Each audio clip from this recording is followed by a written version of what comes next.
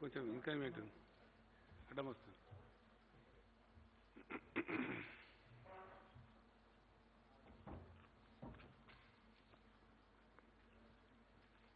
శాంతి వచ్చారు కదా.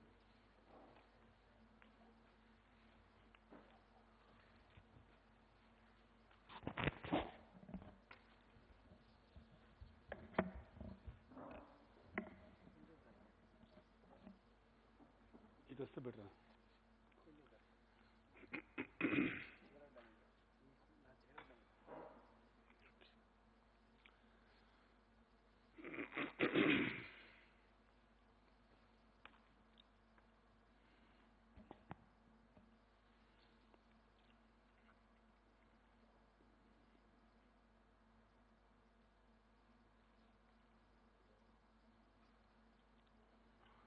ఈ కాపీస్ ఇవ్వగలుగుతారు కదా, బెటర్ ఇచ్చేయండి. అవేం చేయాలి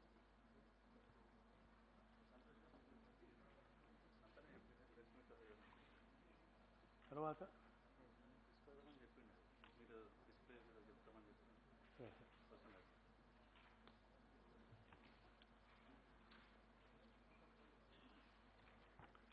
లేటెస్ట్ మనకు వచ్చినటువంటి రిపోర్ట్స్ ప్రకారంగా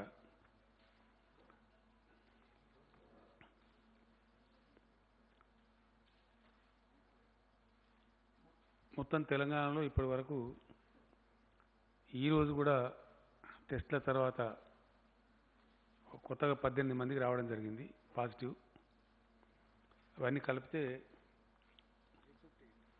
858 కేసులకు ఇప్పటికీ పాజిటివ్ వచ్చింది మన దగ్గర.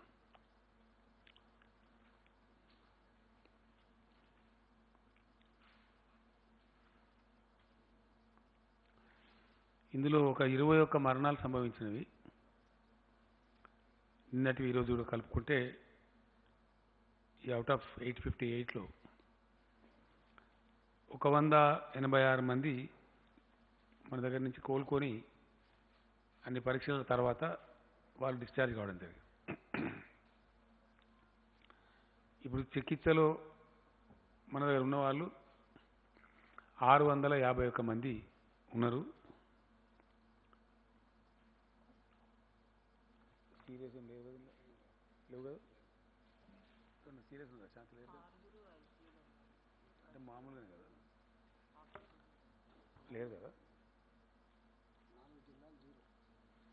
4 వీళ్ళు కలిసిండ్రా. ఇందులో అంత భయంకరమైన పరిస్థితి ఎవరికి కూడా లేదు. అందరూ కోలుకొని మంచిగా మన దగ్గర నుంచి డిశ్చార్జ్ కావాలని చెప్పి మనం కూడా భగవంతుని ప్రార్థిస్తా ఉన్నాం. ఇవి ఇచ్చిండ్రమ్మా, ఇవి వచ్చినాయి కదా మనకి డీటెయిల్స్ అండి. ఒక 4 జిల్లాలేమో 0 ఉంది మనకి out of 33. Warangal rural, Yadadri Bhuvanagiri, Wanaparthy, Siddipet. ఇక్కడ కేసెస్ లేవు మనకి, అంటే ఫ్రీ ఆఫ్ కరోనా ప్రాబ్లం ఉన్నాయి అవి. తర్వాత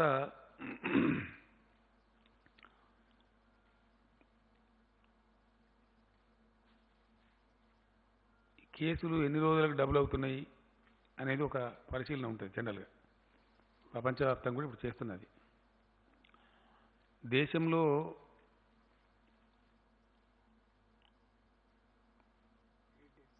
ఎనిమిది రోజులకోసారి ఉన్న స్టేజ్ల సంఖ్య డబుల్ అవుతా ఉంది. బట్ వేరే తెలంగాణలో కొంచెం కంట్రోల్ ఉంది, బెటర్ కంట్రోల్ ఉంది. మోర్ దాన్ 10 days పడుతుంది మనకి డబుల్ కావడానికి పేషెంట్ల సంఖ్య. డెత్ రేటు, జబ్బు సోకిన వాళ్ళలో మరణించే వారి సంఖ్య చూస్తే కంట్రీ స్థాయిలో 3.22% ఉంది. తెలంగాణకు వచ్చేటప్పటికి 2.44% ఉంది. డెత్ రేట్లో కూడా మనం కొంచెం తక్కువనే ఉన్నాం. మిలియన్ కేసులకు ఎంతమందిని పరీక్షిస్తున్నారు 1 మిలియన్ మందిలో అని కంపారిజన్ చేస్తే ఇండియా స్థాయిలోనేమో పర్ మిలియన్ 254 మందిని పరీక్షిస్తూ ఉన్నారు.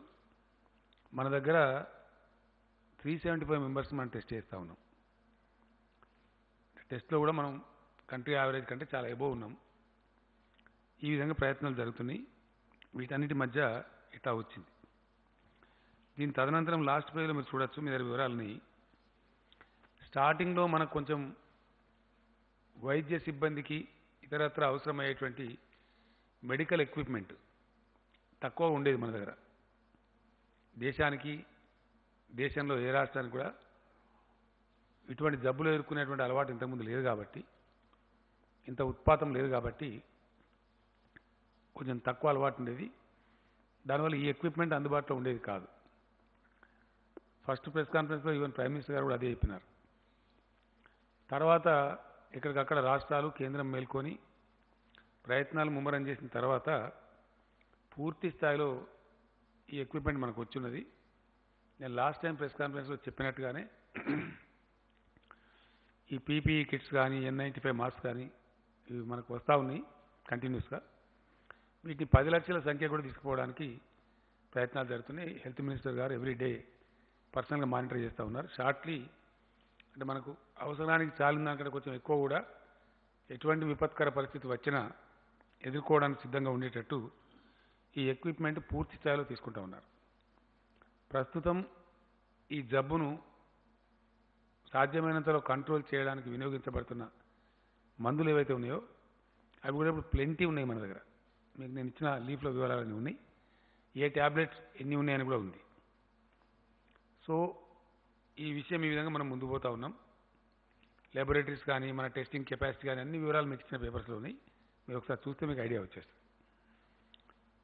ఇది మాత్రమే చేస్తూ మిగతా సేవలు నిలిపివేయకుండా మన హెల్త్ డిపార్ట్మెంట్ వాళ్ళు, నేను ఫస్ట్ డేనే వాళ్ళకి చెప్పడం జరిగింది సీరియస్గా, పర్టికులర్లీ ప్రసవానికి సిద్ధంగా ఉన్నటువంటి మహిళలు కష్టమవుతుంది కాబట్టి అన్ని లాక్డౌన్ చేస్తున్నాం కాబట్టి అమ్మఒడి వాహనాలు పెట్టడం, వాళ్ళని సురక్షితంగా హాస్పిటల్ తేవటం, డెలివరీ చేసి మళ్ళీ సురక్షితంగా పంపించడం, ఇట్లాంటివన్నీ కూడా చాలా పకడ్బందీగా చర్య చేయమని చెప్పినాం.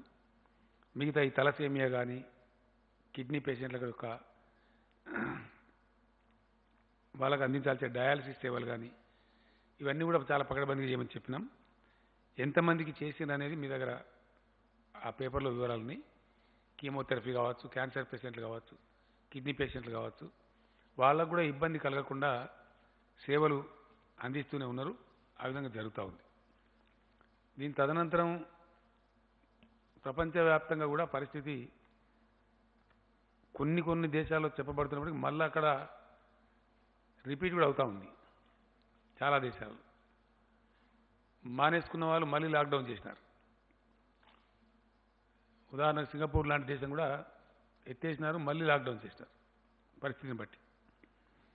అట్లా ఇప్పుడు దాదాపు 42 దేశాలు సంపూర్ణ లాక్డౌన్లో ఉన్నాయి ప్రెజెంట్లీ.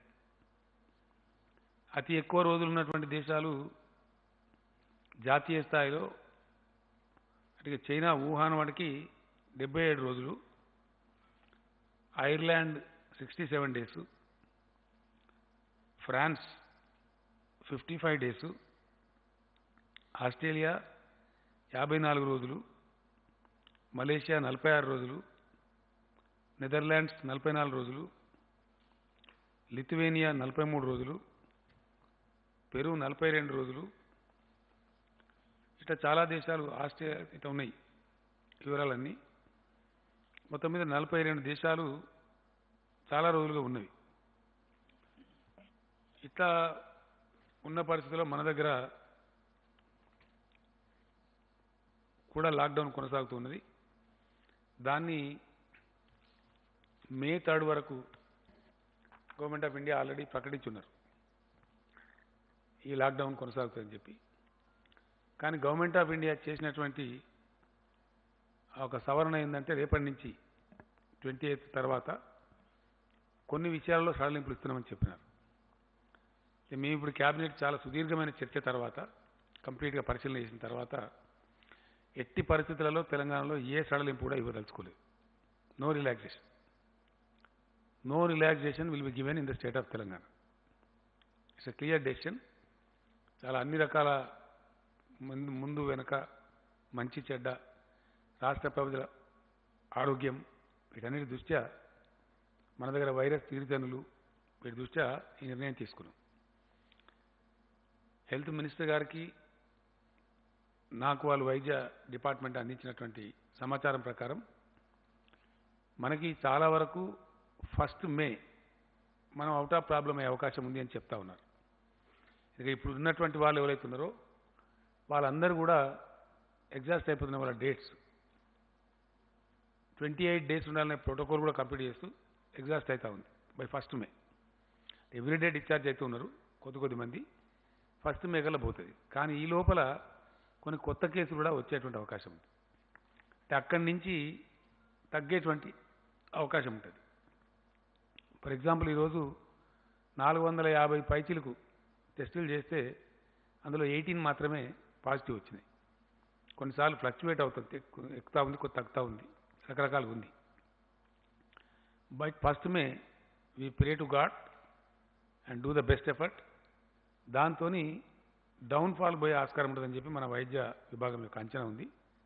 అట్నే జరగాలని మనమందరం కూడా కోరుకుందాం. అయినప్పటికీ మనం జాగ్రత్తగా ఉండకపోతే మాత్రం దెబ్బతినే ప్రమాదం ఉంటుంది. గతంలోనే మనం గైడ్లైన్స్ ఇచ్చినాం. లాక్డౌన్ తెలంగాణలో అనౌన్స్ చేసిన రోజున గైడ్లైన్స్ ఇచ్చినాం. అవే గైడ్లైన్స్ యథాతథంగా అమలు చేయబడతాయి.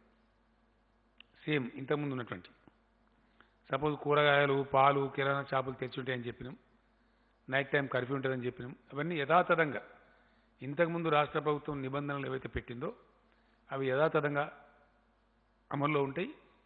నిత్యావసర సరుకులు, పసిపిల్లలు తాగే పాలు, కూరగాయలు వగైరా వగైరా ప్రజలకు ప్రతిరోజు అవసరం ఉండేవి మాత్రకు డెఫినెట్గా అవి అందుబాటులో ఉంటాయి. కొన్ని పనులు కొనసాగుతాయని మనం చెప్పినాం. కొన్ని ఇండస్ట్రీస్, ఎందుకంటే ఇండస్ట్రీ అంటే రైస్ మిల్ ఫర్ ఎగ్జాంపుల్, వాళ్ళు బియ్యం పట్టకపోతే మనకు అన్నానికే రాదు. నూనె మిల్లులు కొన్ని కొనసాగుతాయని చెప్పినాం. మన అవి నిత్యావసర సరుకుల లింకే అది. సో అటువంటి శానిటైజర్లు, తర్వాత మనకు మంది ఇచ్చేటువంటి ఫార్మా కంపెనీలు గతంలోనే మనం ఇచ్చిన గైడ్లైన్స్ ఉన్నాయి. ఇవి అవి కొనసాగుతాయని, అవన్నీ కూడా కొనసాగుతాయి. ఆ గైడ్లైన్స్లో ఎటువంటి మార్పు లేదు. కానీ కేంద్రం చెప్పినటువంటి సడలింపు, ఇంకా కేంద్రమే రాష్ట్రాలకు ఇచ్చినటువంటి గైడ్లైన్స్లో ఒక మాట స్పష్టంగా చెప్పినారు. ఏ రాష్ట్రం కానీ దేశంలో, ఏ యూనియన్ టెరిటరీ కానీ మేమిచ్చే మార్గదర్శకాల కంటే ఇంకా స్ట్రిక్టర్ మెజర్స్ అక్కడ స్థానిక పరిస్థితులను బట్టి తీసుకోదలిస్తే తీసుకోవచ్చును, మాకు అభ్యంతరం లేదని చెప్పినారు. ఈ జీవో ఏదైతే 1897 జీవో ఉందో, ఎపిడెమిక్ డిజాస్టర్ మేనేజ్మెంట్ జీవో ఉందో, దాని కింద కేంద్ర ప్రభుత్వానికి ఉన్నటువంటి అధికారులే రాష్ట్ర ప్రభుత్వానికి కూడా ఉన్నాయి. ఆ పవర్ కూడా రాసింది స్పష్టంగా యాక్ట్లో. ఆ యాక్ట్ కిందనే మనం ఇప్పుడు ఈ ఆర్డర్స్ పాస్ చేస్తూ ఉన్నాం. టుడే క్యాబినెట్ కూడా తీసుకున్నాం. మన రాష్ట్రంలో 3 భాగాలుగా ఇది ఉండేది. ఒకటి విదేశీ ప్రయాణికులు. ఆ చాప్టర్ 100% సుఖాంతమైంది. ఇప్పుడు అందులో ఎవరు చనిపోలేదు. ఇనీషియల్లీ 32 ఉండే నంబరు, అది కొంచెం పెరిగి 64 అయిన ఉండే. కంప్లీట్ ప్రోటోకాల్ ప్రకారం 100% వాళ్ళంతా డిశ్చార్జ్ అయిపోయినారు. ఆ సమయంలో మన దగ్గర క్వారంటైన్లో ఉన్న 26,000 మంది కూడా క్షేమంగా అంతా డిశ్చార్జ్ అయిపోయినారు. ఆ తర్వాత వచ్చినటువంటి నిజాముద్దీన్ ద్వారా వచ్చిన ప్రాబ్లమే మనకు కంటిన్యూ అవుతూ ఉంది. వాళ్ళు, వాళ్ళ ఫ్యామిలీ మెంబర్సు, వాళ్ళ సెకండరీ కాంటాక్టు, వాళ్ళు తిన్న చోట, కూర్చున్న చోట రకరకాలుగా వస్తూ ఉన్నాయి కేసులు. కాబట్టి దాన్ని మనం కంటిన్యూ పరిశోధన చేస్తూ ఉన్నాం. అది ఎక్కడ కట్ అయితే అక్కడ ఆల్మోస్ట్ మనకు సమస్య ఆగిపోయే పరిస్థితి ఉంటుంది. అదర్వైజ్ వేరే ఇంకే రకమైన కేసులన్నీ ఉన్నాయంటే ఒక 13-14 ఫ్రగైల్ కేసెస్ ఉన్నాయి. వాటిని సెర్చ్ చేస్తూ ఉన్నారు. వాళ్ళని తెచ్చి అడ్మిట్ చేసినారు. వాటిని ఆ నంబర్ పెద్దగా లేదు. అటువంటి సూచనలు కూడా మనకి ఎక్కడ పుటమరింపులు లేవు రాష్ట్రంలో. కాబట్టి దీనికి సంబంధించి మనకు బ్రేక్ కనుక దొరికితే చాలా వరకు మన రాష్ట్రం బాగుపడే అవకాశం ఉంటుంది. ఫర్దర్ కేసెస్ రాకుండా ఉండేదానికి కూడా ఆస్కారం ఉంటుంది. మనం అందరం కూడా భగవంతుని ప్రార్థిద్దాం అటువంటి సమయం రావాలని చెప్పి. కానీ ఎందుకైనా మంచిదని మనం ఈ సడలింపులు ఇవ్వటం లేదు. ఒకటి, మే 3 వరకు, అంతకుముందు తెలంగాణ ప్రభుత్వం పెట్టినటువంటి ఏప్రిల్ 30 గడువు ఉండనే ఉంది. దాని మీద భారత ప్రభుత్వం విధించినటువంటి గడువు మే 3 వరకు ఉంది. కాబట్టి మే 3 వరకు ఎలా ఉండి తీరుతుంది. నేను చాలా ఇంటెన్సివ్ సర్వే చేయించిన. మన క్యాబినెట్ మీటింగ్ కోసం ఏదైతే పిలిచినామో, డెసిషన్ తీసుకోవాలి కాబట్టి జనంలోకి సర్వేలు పంపించినాం. ఆల్మోస్ట్ 94-95% మంది ఖచ్చితంగా ప్రజల అవసరం దృష్ట్యా, ప్రజల ఆరోగ్యం దృష్ట్యా, ప్రజల క్షేమం దృష్ట్యా కఠినంగానే ఉండాలి, లాక్డౌన్ పొడిగించాలి అనే మాట సర్వేలో చాలా స్పష్టంగా వచ్చింది. అభిప్రాయ సేకరణ చేసినాం, దానిలో కూడా చాలా స్పష్టంగా వచ్చింది.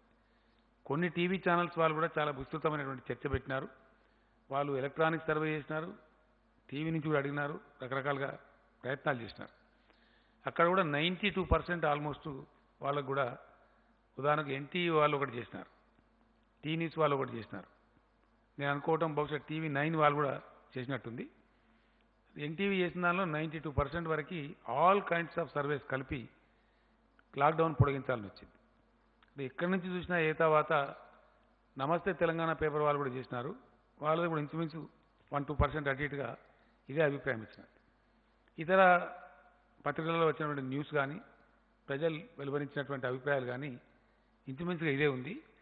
నేను వ్యక్తిగతంగా కూడా అనేక మందితో మాట్లాడడం జరిగింది. కొంతమందికి అడిగి ఆ జిల్లాలో 4 పేర్లు ఇవ్వమని చెప్పి, ఆ నియోజకవర్గంలో 4 పేర్లు ఇవ్వమని వాళ్ళని అడిగినాను, క్రాస్ సెక్షన్ పీపుల్. నేను భయంగా మాట్లాడిన దానిలో అడ్వకేట్స్ ఉన్నారు, డాక్టర్స్ ఉన్నారు, రైతులు ఉన్నారు, కూలీలు ఉన్నారు, అన్ని రకాల వాళ్ళు ఉన్నారు, యంగ్స్టర్స్ కూడా ఉన్నారు. ముక్త కంఠంతో నాకైతే నేను అడిగిన ప్రతి వ్యక్తి సుమారు నేను ఒక 70-80 మందితో మాట్లాడినాను. 10 పాత జిల్లాలలో ఒక్కొక్క జిల్లాలో 7-8-10 మందితో కూడా మాట్లాడినాం. ఆల్మోస్ట్ తెల్లారి కూడా కొంత మాట్లాడినాం, 100 మంది దాకా మాట్లాడినాం. 100% చెప్పినారు. వాళ్ళు అడిగింది ఏంటంటే, లాక్డౌన్ ఎత్తివేసినా, సడలింపు చేసినా ఎందువల్ల చేస్తున్నట్టు, వ్యాధి తగ్గిందా, ఎందువల్ల చేస్తున్నట్టు వాళ్ళు క్వశ్చన్ అడిగినారు, నన్నే అడిగినారు. రెండోది చాలా స్పష్టంగా చెప్పినారు, ఎట్టి పరిస్థితులలో కొనసాగించాల్సిందే, అవసరమైతే మే నెలాఖరు దాకా కూడా కొనసాగించండి, ఇందులో కాంప్రమైజ్ కావద్దు అని కూడా చెప్పిన వాళ్ళు చాలామంది ఉన్నారు. ఇప్పుడు మేము ఈ రాష్ట్ర క్యాబినెట్ ఈరోజు మంచి చెడ్డ అని చూసుకున్న తర్వాత నిర్ణయం తీసుకున్నది ఏంటంటే, మే 7th వరకు లాక్డౌన్ పొడిగిస్తా ఉన్నాం. 3rd వరకు ఎట్లాగుంది, దానికి ఒక 4 రోజులు కలిపి lockdown will be continued in the state of Telangana up to May 7th. 7th నాడు రిలీజ్ కాదు, 8th నాడు రిలీజ్ అవుతుంది. 7th కూడా లాక్డౌన్లోనే ఉంటుంది. నేను ఇందాక చెప్పినట్టు గతంలో ఉన్న నిబంధనలే ఉంటాయి. నైట్ కర్ఫ్యూ అట్లాగే ఉంటుంది. చాలా కఠినంగా వ్యవహరించాలని చెప్పి నిర్ణయించుకున్నాం. ఎందుకంటే నిమిషానికంటే మళ్ళీ బాగుండదు. ఈ విషయాన్ని పూర్తిగా సమీక్షించడం కోసం మే 5th నాడు మళ్ళీ క్యాబినెట్ సమావేశం అనుకున్నాం. మే 5th నాటికి ఏం పరిస్థితులు ఉంటాయి, ప్రపంచంలో ఏం పరిస్థితి ఉంటుంది, దేశంలో ఏం పరిస్థితి ఉంటుంది, మన రాష్ట్రం ఏ పరిస్థితి మనం చేరుకుంటాం, వాటన్నిటిని బట్టి ప్రజలు కూడా ఏ మూడ్లో ఉంటారు, ప్రజల ఆలోచన సరళ ఎట్లా ఉంటుంది, వాటన్నిటిని బట్టి భవిష్యత్తు నిర్ణయం తీసుకోవచ్చు అని చెప్పి 5th మే నాడు మళ్ళీ మంత్రివర్గ సమావేశం ఉంది. ఆ విధంగా మనం ముందుకు పోదామని అనుకున్నాం. కంటైన్మెంట్ జోన్స్ ఏవైతే ఉన్నాయో అక్కడ చాలా కఠినంగా వివరించాల్సిన అవసరం ఉంది. నేను డీజీపీ గారిని ప్రత్యేకంగా కూడా కోరినాను. I humbly request all the police officers in the state, ఈ ప్రాబ్లం ఎక్కువగా కంటైన్మెంట్ చేసినటువంటి, మనం కంటైన్మెంట్ చేసిందే, the very meaning of containment is నిలువరించడము అని అర్థం. వ్యాధిని ఆ పరిధి దాటకుండా అక్కడికక్కడనే ఆపివేయటం లేదా నిలువరించడం అనేది అర్థం. ఆ నిలువరించడంలో మనం విఫలం కావద్దు ఎట్ ఎనీ కాస్ట్. చాలామంది తిరిగినారు, ఆరోగ్య మంత్రి గారు, మున్సిపల్ మంత్రి గారు, మా చీఫ్ సెక్రటరీ గారు, డీజీపీ గారు, అర్బన్ డెవలప్మెంట్ సెక్రటరీ గారు, చాలామంది ఆ కంటైన్మెంట్ ఏరియాస్లో తిరిగినారు, ప్రజలకు చెప్పినారు ఎందుకు కంటైన్ చేయాల్సి వచ్చింది, సమస్య ఏంటి అని చెప్పినారు. కాబట్టి ఆ కంటైన్మెంట్లో ఉన్నటువంటి ప్రజలకు కూడా నేను పదే విజ్ఞప్తి చేస్తూ ఉన్నా, దయచేసి ఎట్టి పరిస్థితులలో చాలా సీరియస్గా మీరు తీసుకోవాలి. మీ వల్ల సమాజానికి నష్టం కలగకూడదు. 100% కంటైన్మెంట్ అధికారులు చెప్పేదాన్ని మీరు ఫాలో కావాలి. ఇది మన రాష్ట్రం కోసం, మన ప్రజల కోసం అవసరం కాబట్టి వేరే విధంగా అనుకోకుండా అది ఫాలో కావాలని చెప్పి కంటైన్మెంట్ ఏరియాలో ఉండే ప్రజలను నేను కోరుతూ ఉన్నాను. అదేవిధంగా విమాన సర్వీసులు కొన్ని దేశంలో ఫాలో కావచ్చు, 4th నుంచి బుకింగ్స్ చేస్తున్న కొన్ని వార్తలు వస్తున్నాయి. నేను మనవి చేస్తూ ఉన్నా విమాన ప్రయాణికులకు 7th దాకా తెలంగాణకు రాకండి దయచేసి. ఎందుకంటే ఇక్కడ మీకు ట్యాక్సీ ఉండదు, క్యాబ్ ఉండదు, హోటల్ ఉండదు, ఏమీ ఉండదు, చాలా కష్టమవుతుంది. జిఎంఆర్ ఎయిర్పోర్ట్ వారికి కూడా చెప్తాం, 7th వరకు ఈ నిబంధనలు ఫాలో కావాల్సిందే. ఎందుకంటే మనకి ఇబ్బంది వస్తుంది, మళ్ళీ సిచ్యువేషన్ ఏదో తెలిస్తే కంట్రోల్లో ఉంటాం. కాబట్టి దాన్ని కూడా ప్రయత్నం చేస్తాం. కొన్ని గ్రాసరీస్ సప్లై చేస్తారు, లైక్ బిగ్ బాస్కెట్ లాంటి వాళ్ళు షాప్ ఉన్నారు. గ్రాసరీస్ అంటే కిరాణా సరుకులు, ఇంగ్లీష్లో చెప్తే ఏదో గొప్ప కూడా గ్రాసరీస్ అంటే కిరాణా సరుకులు, కూరగాయలు ఇట్లాంటి సప్లై చేసే వాళ్ళకి ఇబ్బంది లేదు, ఫ్రూట్స్ కానీ సప్లై చేసే వాళ్ళకి ఇబ్బంది లేదు. కానీ కొన్ని ఉన్నాయి, వాళ్ళ పేరు ఏంటంటే ఒకటి స్విగ్గీ, ఇంకోటి జొమాటో, వీళ్ళు ఫుడ్ సప్లై చేస్తారు. ఇది కొద్దిగా ప్రమాదకరం. రేపటి నుంచి వీళ్ళని బ్యాన్ చేస్తూ ఉన్నాం. ఈరోజు ఆర్డర్స్ ఉంటే ఇచ్చుకోవచ్చు, కానీ రేపు పొద్దు నుంచి మాత్రం ఎట్టి పరిస్థితిలో ఈ స్విగ్గీ అనేది, జొమాటో అనేది రాష్ట్రంలో అనుమతించం. వాళ్ళు ఒకవేళ అతిక్రమించిన మాటకు వాళ్ళ మీద చర్యలు తీసుకుంటాం. కారణం ఏంటంటే వేరే ఇతర ప్రాంతాల్లో మన దేశంలో ఒక పిజ్జా ఆ పిజ్జా అనేది తెప్పిస్తే 69 మంది దాంతో ఎఫెక్ట్ అయిపోయింది. ఢిల్లీ దేశ రాజధానిలో 69 మెంబర్స్ ఎఫెక్ట్ అయ్యారు. ఒక వ్యక్తి పిజ్జా తెచ్చిస్తే. మరి ఈ సపరేట్గా ఇంటికాడ మంచిగా ఇంత వండుకొని వెళ్ళిపోయా మీరు తినక, ఎందుకు మనకు అది ఈ పిజ్జా ఎందుకు, బొజ్జా ఎందుకు, దాంతో చచ్చుడు ఎందుకు నాకు అర్థం కాదు. ఏదో ఒకటి పప్పు కొంచెం శుభ్రంగా ఇంట్లో ఉడికేసుకొని వేడివేడిగా తినేస్తే మనకు నవ్వొస్తాం, కానీ సేఫ్టీ ఉంటుంది, మంచిగా ఉంటాం. 4 రోజులు కష్టం వస్తే ఓర్చుకోవాలి కదా. ఈ 10-15 రోజులు పిజ్జా తినకపోతే చచ్చిపోతామా? ఎందుకు అనవసరంగా? దాంతో వచ్చేది పోయేలేదు. ప్రాణం కంటే ఏది కూడా విలువైంది కాదు. దయచేసి ఎట్టి పరిస్థితులలో అది దాన్ని అలో చేయం. ప్రజలకు కూడా నేను విజ్ఞప్తి చేస్తాను, అవి బంద్ చేయండి. ఈ 10-15 రోజులు మంచిది కాదు. మే 7th దాకా మాత్రం కఠినంగా బంద్ చేయాలి. బయట నుంచి తినుబండారాలు తెప్పించుకోకండి. మీకు అత్యవసరమైతే కిరాణా సరుకులు తెప్పించుకోండి, కూరగాయలు తెప్పించుకోండి, అంత అత్యవసరం ఉంటే. అంతవరకు కానీ చేయదు దయచేసి. పండగలు, ప్రార్థనలు ఎట్టి పరిస్థితుల్లో ఎవరైనా సరే ఇళ్ళనే చేసుకోవాలి. అది రంజాన్ కానీ, హిందువులు కానీ, క్రైస్తవులు కానీ, ఎవరైనా కానీ దయచేసి ఏ ఒక్క వర్గానికో ఏ ఒక్క మతానికో ఇది పరిమితం కాదు. Everybody has to follow the rule very strictly. సామూహిక ప్రార్థనలు అనుమతించబడవు. అన్ని లాక్డౌన్ అయిపోయినాయి. నాకు చాలా సంతోషం. మొన్న ఓల్డ్ సిటీలో మన ఫేమస్ మస్జిద్ మక్కా మస్జిద్లో కూడా కేవలం ఇమాం సాబ్తో ఒక 2-3 ఉండే ప్రార్థన చేసినారు. మన జుమ్మా మస్జిద్ కూడా ఆ ట్రెండ్ చాలా మంచిది మనకి. కాబట్టి అంతటా కూడా అదే ఫాలో కావాలి. అన్ని ఆలయాలు మూసేసినారు. తిరుపతి దేవస్థానం మూసేసినారు, శ్రీశైలం మూసేసినాం, మన దగ్గర వేములవాడ మూసేసినాం, యాదాద్రి మూసేసినాం, భద్రాచలం మూసుకున్నాం. ఈవెన్ శ్రీరామ నవమి పట్టాభిషేకం కూడా జరుపుకోలేదు మనం. ఇవన్నీ కూడా కళ్యాణం, స్వామివారి కళ్యాణమైన లిమిటెడ్గా చేసుకున్నాం. కాబట్టి ఎవరమైనా మినహాయింపు లేకుండా దయచేసి any religious congregation is not allowed. ఏ మతం యొక్క సామూహిక కార్యక్రమాలు అనుమతించబడవు. ఆ విషయంలో చాలా స్ట్రిక్ట్గా ఉంటారు. 100% దాన్ని అందరూ కూడా ఫాలో కావాల్సిందే. కాబట్టి ఆ రకంగా ముందుకు పోవాల్సినటువంటి అవసరం ఉంటుంది. మనం భవిష్యత్తు దృష్ట్యా, ప్రజల యొక్క ఇంట్రెస్ట్ దృష్ట్యా ఈ చర్యలు తీసుకోక తప్పదు. కాబట్టి దాన్ని అన్నిదా భావించద్దు. ఆ విధంగానే అందరు దయచేసి సహకారం చేయాలి. ఇప్పటిదాకా మంచి సహకారం అందిస్తూ ఉన్నారు ప్రజలు, చాలా సంతోషం. ప్రజాప్రతినిధులు కూడా అందరూ పాల్గొంటూ ఉన్నారు. విశేషించి గ్రౌండ్లో ఉండే ప్రజాప్రతినిధులు చాలా బాగా పనిచేస్తూ ఉన్నారు. వ్యవసాయ కొనుగోళ్లకు సంబంధించి కూడా మంచి కోఆర్డినేషన్ జరుగుతూ ఉంది. వ్యవసాయ మంత్రి గారు కూడా నిరంజన్ రెడ్డి గారు కొన్ని జిల్లాలు పర్యటన చేశారు. టైం బాగాలేకున్నా కొన్ని చోట్ల వారు కూడా స్వయంగా కొనుగోలు కేంద్రాలు ప్రారంభించారు. వారితో పాటు అన్ని జిల్లాల మినిస్టర్స్ ఈ కొనుగోలును పర్యవేక్షిస్తూ ఉన్నారు. చాలా ఎఫెక్టివ్గా జరుగుతూ ఉంది, బాగా జరుగుతూ ఉంది. చాలా సంతోషం.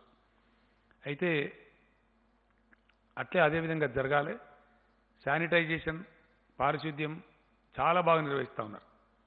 ఆ క్లోరిన్ ద్రావకాన్ని కూడా పిచికారీ చేయించడంలో మన సర్పంచులు, మన గ్రామ పంచాయతీ సిబ్బంది, మన మున్సిపాలిటీలు, మున్సిపల్ సిబ్బంది, అధికారులు అద్భుతంగా పనిచేస్తూ ఉన్నారు. In a way I'm very happy. చాలా చాలా ఆశించిన రీతిలో పనిచేస్తూ ఉన్నారు. సర్పంచులు, స్థానిక సంస్థల ప్రతినిధులు, municipal corporators, councillors, chairmans, mayors అందరూ కూడా శక్తివంచన లేకుండా పనిచేస్తూ ఉన్నారు. 2-3 విషయాలలో స్టార్టింగ్లో కొంత ఇన్యాక్టివ్ ఉన్నా ఇప్పుడు మటుకు ఎవ్రీబడి ఈజ్ యాక్టివ్. ఈ పారిశుద్ధ్య పనులే కాకుండా, వాళ్ళ ఊళ్ళను కాపాడుకోవడమే కాకుండా, కంటైన్మెంట్ జోన్స్ను మెయింటైన్ చేయడమే కాకుండా, సోషల్ వెల్ఫేర్ కూడా ఎవరైనా ఇతర రాష్ట్రాల వాళ్ళు ఉన్నా, ఎవరైనా లేని పేదవాళ్ళు ఉన్నా బాగా ఆదుకుంటూ ఉన్నారు. ఎక్కడికక్కడ అన్నదానం చేయడం కానీ, నిత్యావసరాల సరుకులు పంపిణీ చేయడం కానీ చేస్తూ ఉన్నారు. కొన్ని సంస్థలు కూడా దాతృత్వ విధానంలో ముందుకొచ్చి వాళ్ళు కూడా చేస్తూ ఉన్నారు. అటువంటి దాతలకి, దాతృత్వం ప్రదర్శించిన వాళ్ళందరికీ కూడా నేను హృదయపూర్వకమైనటువంటి ధన్యవాదాలు, కృతజ్ఞతలు కూడా తెలియజేస్తా ఉన్నా. అదే స్పిరిట్తో కొనసాగండి. మన రాష్ట్రంలో ఎవరొక్కరు ఉపాసం ఉన్నా మనకు మర్యాద కాదు, మన గౌరవం కాదు. ఈ సంకట స్థితిలో క్రైసిస్ ఉండే సమయంలో ఏ ఒక్క వ్యక్తి కూడా పస్తులు ఉండకుండా దయచేసి అందరు సర్పంచులు, అందరు కౌన్సిలర్లు, అందరూ మండలాధ్యక్షులు, జడ్పీ చైర్మన్లు, జడ్పీటీసీలు, మున్సిపల్ చైర్మన్లు, మేయర్లు, ఎమ్మెల్యేలు, మినిస్టర్లు, అధికారులుగా అయితే ఆల్రెడీ చెప్పినాం, వీళ్ళందరూ కూడా పాల్గొనాలి, పూనుకోవాలి. ఎక్కడ ఒక వ్యక్తి దయచేసి ఉపవాసం ఉండద్దు, ఎక్కడ ఒక వ్యక్తి ఆరోగ్యం కోసం కూడా ఇబ్బంది పడద్దు. 0-100కు మేము డయల్ చేయమని చెప్పినాం, చేస్తూ ఉన్నారు కొంతమంది. పోలీసు కూడా ఎఫెక్టివ్గా వాళ్ళని ఆదుకుంటూ ఉన్నారు. అదేవిధంగా కొనసాగాలని చెప్పి నేను కోరుతూ ఉన్నాను. ప్రజాప్రతినిధులు, ఉద్యోగులు వీళ్ళకి ఇచ్చినటువంటి వేతనాలు ఏవైతున్నాయో గతంలో ఇచ్చిన వేతనాలే ఇప్పుడు కూడా ఈ మంత్ కూడా ఇవ్వబడతాయి. ఏప్రిల్ నెల వేతనాలు కూడా అట్లనే ఇవ్వబడతాయి. 50% కోత వాళ్లకు, 75% కోత ప్రజాప్రతినిధులకు ఉంటుంది. అదేవిధంగా కొనసాగుతుంది. పెన్షనర్స్ ఎవరైతే ఉన్నారో దాంట్లో ఒక 1,11,000 కుటుంబాలు సెకండ్ పెన్షనర్స్ ఉన్నారు. పాపం వాళ్ళు అంటే పెన్షనర్, ఒరిజినల్ పెన్షనర్ చనిపోయి వాళ్ళ భార్యలో స్పౌస్ ఉన్న కేసులో ఫ్యామిలీ పెన్షన్ అంటారు దాన్ని. ఫ్యామిలీ పెన్షన్ స్వీకరించే వాళ్ళు మన రాష్ట్రంలో 1,11,000 కుటుంబాలున్నాయి. అయితే వాళ్ళకు ఒరిజినల్ పెన్షన్ వచ్చే దాంట్లో 50% వాళ్ళకు వస్తుంది. వాళ్ళ నుంచి కొన్ని విజ్ఞప్తులు వచ్చినాయి, మాకు సరిపోవడం లేదు, దయచేసి పొడిగించమని చెప్పినారు. సో పెన్షనర్లందరికీ కూడా 75% శాలరీ, ఇంతకుముందు 50% అనుకున్నాం, వాళ్ళకి 75% శాలరీ ఇవ్వడం జరుగుతుంది ఏప్రిల్ మాసానికి. వాళ్ళ ఇబ్బంది కొంత దూరం అయ్యేటువంటి అవకాశం ఉంటుంది. అదేవిధంగా వైద్య సిబ్బంది, మున్సిపల్ సిబ్బంది, హెచ్ఎండబ్ల్యూఎస్ సిబ్బంది, గ్రామ పంచాయతీ పారిశుద్ధ్య సిబ్బందికి ఇచ్చే నగదు ప్రోత్సాహకం ఏదైతే గతంలో ఇచ్చినామో ఏప్రిల్ మాసానికి కూడా ఆ ప్రోత్సాహకం కొనసాగుతూ ఉంటుంది. ఆ 10% గ్రాస్ శాలరీ మీద ఏదైతే ఇవ్వమని చెప్పినామో ఏప్రిల్ మంత్ శాలరీ కూడా వాళ్ళకు ఇవ్వడం జరుగుతుంది. వారితో పాటు చాలామంది పోలీస్ సిబ్బంది అద్భుతంగా పనిచేస్తూ ఉన్నారు, రాత్రింబవలు కృషి చేస్తూ ఉన్నారు. వారు కంటి మీద నిద్ర లేకుండా కూడా పనిచేస్తున్న సందర్భాలు చాలా ఉన్నాయి. వాళ్ళు లైఫ్ రిస్క్ చేసి ఎండనక వాననక తిండి ఉండి లేక పనిచేస్తున్నారు. పోలీస్ సిబ్బంది కూడా ఈ నెల శాలరీ ఇచ్చేటప్పుడు 10% వాళ్ళు కూడా గ్రాస్ శాలరీ మీద సీఎం గిఫ్ట్ కింద ఇవ్వమని ఈరోజు క్యాబినెట్ డిసైడ్ చేసింది. పోలీస్ సిబ్బందికి కూడా ఆ యొక్క సదుపాయాన్ని ఎక్స్టెండ్ చేస్తున్నాం. మనకు విద్యుత్ కార్మికులు రాత్రింబవళ్ళు పనిచేసి వాళ్ళు జనరేషన్లో కావచ్చు, ట్రాన్స్మిషన్లో కావచ్చు, డిస్ట్రిబ్యూషన్లో కావచ్చు చాలా అద్భుతంగా పనిచేస్తూ ఉన్నారు. వాళ్ళు చేసినారు కాబట్టి గొప్ప పంటలు పండినాయి రాష్ట్రంలో. మనకు 24 అవర్స్ క్వాలిటీ పవర్ సప్లై కూడా వస్తూ ఉంది. ఈ శాఖలో అందరూ కూడా కీలకమైన అధికారులే. కాకపోతే చిన్న స్థాయి ఉద్యోగులు చాలా పెద్ద సంఖ్యలో ఉన్నారు. వాళ్ళను O&M సిబ్బంది అంటారు, ఆపరేషన్ అండ్ మెయింటెనెన్స్ సిబ్బంది అంటారు. వారితో పాటు కొంతమంది ఆర్టిజాన్స్ కూడా ఉంటారు. ఎలక్ట్రిసిటీ దాంట్లో పనిచేసేటువంటి O&M సిబ్బంది, ఆర్టిజాన్స్ కలిపి మన రాష్ట్రంలో 34,512 మంది ఉన్నారు. జెన్కో, ట్రాన్స్కో, డిస్ట్రిబ్యూషన్ కంపెనీస్ అన్నీ కలిపి ఈ O&M సిబ్బంది మరియు ఆర్టిజాన్స్ ఈ పవర్ దాంట్లో 34,512 మంది ఉన్నారు. గతంలో వీళ్ళకి 50% శాలరీ ఇచ్చినాం, బట్ ఈ నెల 100% శాలరీ ఇవ్వాలని చెప్పి క్యాబినెట్ డిసైడ్ చేసింది. వాళ్ళ సేవలు అత్యవసరం కాబట్టి వాళ్ళకు 100% శాలరీ ఇవ్వడం జరుగుతుంది. ఈ విధంగా ఈ కొంత రిలీఫ్ వీళ్ళకి రావడం జరుగుతూ ఉంది. అట్లానే డిజాస్టర్ మేనేజ్మెంట్ యాక్ట్ ప్రకారం ఈరోజు క్యాబినెట్ నిర్ణయించింది, ఆదేశాలు చీఫ్ సెక్రటరీ గారు జారీ చేస్తున్నారు. ఖచ్చితంగా ఇళ్ల కిరాయిదారుల నుంచి వాళ్ళ దగ్గర ఇప్పుడు వాళ్ళు సంపాదించుకునే పరిస్థితి లేదు.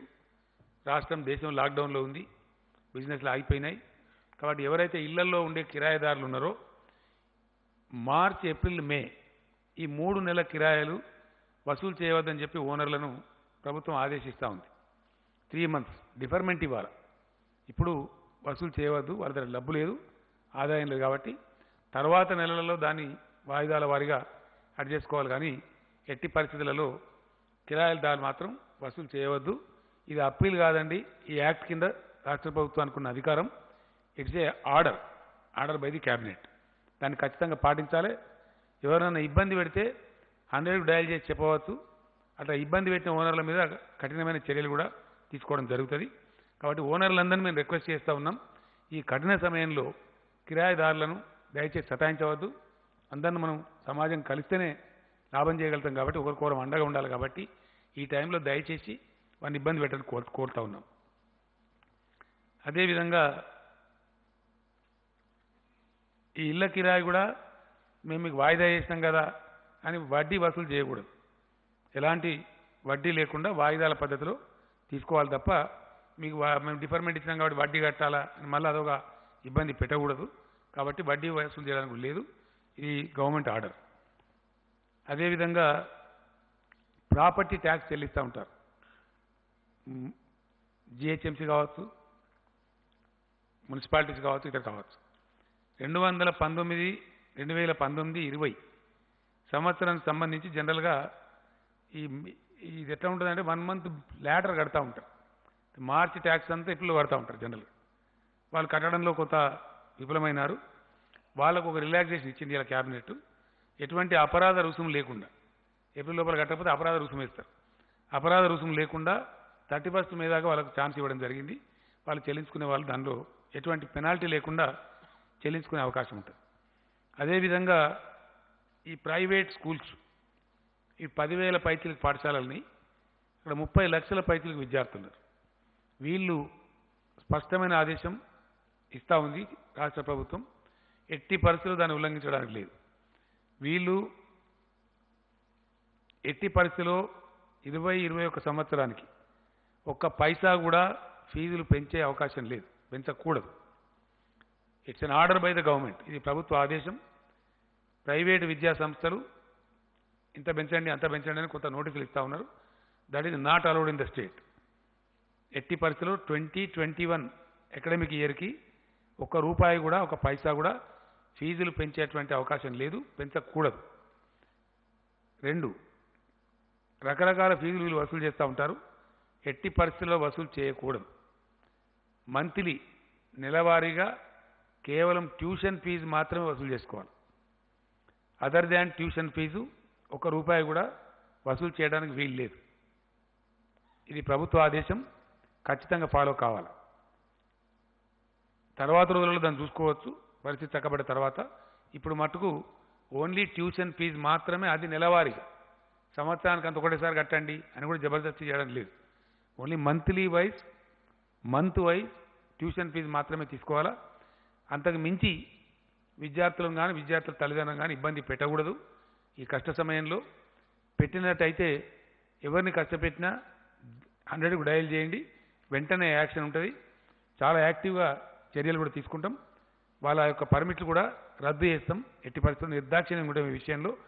ఇది ప్రజలకు సంబంధించి, ముఖ్యంగా పేదలకు సంబంధించింది. ప్రజలు ఇప్పుడు తమ ఆదాయాన్ని కోల్పోయి ఉన్నారు, ఆదాయం లేదు. మరీ దారుణంగా ఉంటుంది పరిస్థితి. ముందటికి మార్చిలోనన్న సగం వచ్చింది కానీ ఏప్రిల్లో అయితే 0 అయిపోయింది. అది ఏం పని లేదు ఎక్కడ. ఎవరి ఇళ్లలో వాళ్ళు ఉండిపోవాల్సిన పరిస్థితి వచ్చింది. 4 శాకాలు తినేవాళ్ళు 2 శాకాలు తిని పప్పోలు పుట్టుతో తిని బతుకుతున్నటువంటి పరిస్థితి. ప్రజలు కష్టంలో ఉన్నప్పుడు వాళ్ళని ఫర్దర్ కష్టపెట్టడం సమాజానికి ఎవరికి కూడా ధర్మం కాదు. కాబట్టి ఈ విషయంలో దయచేసి ఎట్టి పరిస్థితులలో దీన్ని వేరే విధంగా అనుకోవద్దు. ట్యూషన్ ఫీజులను అది కూడా నెలవారీ మాత్రమే తీసుకోవాలా, సంవత్సరం మొత్తం కట్టాలని అనద్దు. ఆ జబర్దస్తి చేయకూడదు. చేస్తే మటుకు చర్యలు తప్పవు. కాబట్టి ఇతరత్ర ఏ రకమైన ఫీజులు కూడా వసూలు చేయవద్దు. ఇది గవర్నమెంట్ ఆర్డర్. కాబట్టి దాన్ని ఖచ్చితంగా పాటించాలని చెప్పి కోరుతా ఉన్నాం. అదేవిధంగా ఏప్రిల్ మాసంలో చాలా దారుణంగా ఆదాయాలు లేవు కాబట్టి, అసలు పనే లేకుండా పోయింది కాబట్టి, ఎవరింటికాన్ని వారిని ఉండమని ప్రభుత్వమే చెప్పింది కాబట్టి పేదలు కూడా ఇబ్బందులలో ఉంటారు. కాబట్టి తెల్ల రేషన్ కార్డున్న ఈ 87.5 lakh రేషన్ కార్డ్స్ ఏవైతున్నాయో వాళ్ళకు మే మాసానికి కూడా ఈ నెలకి ఇచ్చినట్టు, ఏప్రిల్ నెలకి ఇచ్చినట్టే ప్రతి వ్యక్తికి 12 కిలోల బియ్యం ప్రతి కార్డు మీద ఇవ్వడం, ఉచితంగా ఫ్రీగా ఇవ్వడం జరుగుతుంది. ఈచ్ పర్సన్కి 12. అంటే ఒక కుటుంబంలో 5గురు ఉంటే 60 కేజీలు వస్తుంది. ₹1 కూడా దానికి ఛార్జీ లేదు, ఫ్రీగానే ఇస్తారు. అట్లే ఇవ్వడం జరుగుతుంది. ఏప్రిల్ ఎట్లా ఇచ్చినరో మే మాసం కొరకు కూడా అట్లనే ఇస్తారు. అదేవిధంగా ప్రతి కుటుంబానికి ₹1,500 కూడా గవర్నమెంట్ ఇస్తుంది కూరగాయల నిమిత్తం, ఇతర కిరాణా సామాన్ నిమిత్తం. అవి మే మొదటి వారంలోనే అందజేయమని చెప్పి మేము కోరినాం. చీఫ్ సెక్రటరీ గారు ఆదేశాలు కూడా ఇస్తూ ఉన్నారు. సివిల్ సప్లైస్ అధికారులకు ఆదేశాలు ఇవ్వడం జరిగింది. మే 7th లోపే అందరు కూడా అందజేయబడతాయి. ఇక్కడ పాయింట్ ఏంటంటే, మొన్న కొంతమంది దుర్మార్గులు ఉంటారు కదా, అక్కడక్కడ కొన్ని పుకార్లు పుట్టించినారు. ₹1,500 బ్యాంకులో వేసినాం. ప్రజలు ఈ విషయాన్ని బాగా గమనించాలి. సామాజిక కార్యకర్తలు దయచేసి గ్రామాల్లో ప్రచారం చేయాలి, సర్పంచులు కూడా ప్రచారం చేయాలి. ఒకసారి గవర్నమెంటు మీ అకౌంట్లో డబ్బులు వేసిన తర్వాత వాపస్ పోవు, మీ డబ్బు మీకే ఉంటుంది. బ్యాంకుల కాడ ఒకటేసారి గుమిగూడి అక్కడ రద్దీ పెంచి అట్లాంటి బాధ మీకు అవసరం లేదు. మీకు ప్రతి ఒక్క వ్యక్తికి డబ్బులు వస్తాయి. అది నెల రోజుల పాటు మీ ఇష్టం ఉన్నప్పుడు తీసుకోవచ్చు, ఎప్పుడైనా తీసుకోవచ్చు. ఒకసారి బ్యాంకులో జమ అయినాయి అంటే తిరిగి వాపస్ పోవు. కొంతమంది అనవసరంగా మనం పుకార పుట్టించి వాపస్ పోతే అని చెప్తే బ్యాంకుల కాడ రద్దీ పెరిగింది, రష్ పెరిగింది. అది మంచిది కాదు. ఈ చట్టం ప్రకారమే మనం గుమి కూడవద్దనేది మన ఆలోచన. కాబట్టి గుమి కూడవద్దు. దయచేసి మంచిగా వెసులుబాటు, ఓ ఉదయం తీసుకోండి, కొందరు మధ్యాహ్నం తీసుకోండి, కొందరు రేపు తీసుకోండి, కొందరు ఎల్లుండి తీసుకోండి, ఎప్పుడైనా సరే తీసుకోవచ్చు. మీ డబ్బు మీకు అక్కడ సేఫ్గా ఉంటుంది. అది వాపసు పోయే ప్రశ్నే లేదు. అది ఎట్టి పరిస్థితులలో మీ డబ్బులు మీరు సేఫ్గా తీసుకోవచ్చు. కాబట్టి దానికి ఆత్రపడి బ్యాంకుల దగ్గర రష్ పెంచద్దు, అది మనకే మంచిది కాదు. పేదలకు మన రాష్ట్రంలో సుమారుగా ఇచ్చే 40 లక్షల మంది పేదలకు ఇచ్చే ఆసరా పెన్షన్స్ ఏవైతే ఉన్నాయో అవి యథావిధంగా వాళ్ళకి 2016 రూపాయలు ఇవ్వబడతాయి. అందులో ఏం కోత లేదు.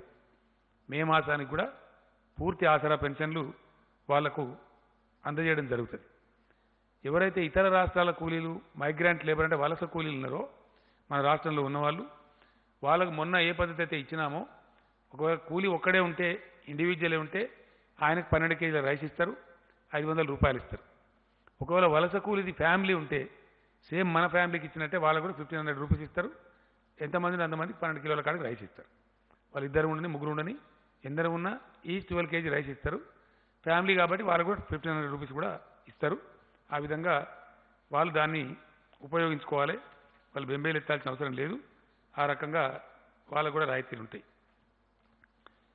కొంత పరిశ్రమల వాళ్ళు కూడా మాకు కూడా ఇబ్బంది ఉంది, మా ప్రొడక్షన్ లేదు, వాటిని మేము విద్యుత్ ఛార్జీలు చెల్లించే పరిస్థితి లేదు, మీరే బంద్ చేయమని లాక్డౌన్ పెట్టిండ్రు, జీతాలు కూడా కార్మికులకు ఇవ్వమన్నారు, కాబట్టి చేయలేమని చెప్పి వాళ్ళు కొన్ని రిక్వెస్ట్లు పెట్టినారు.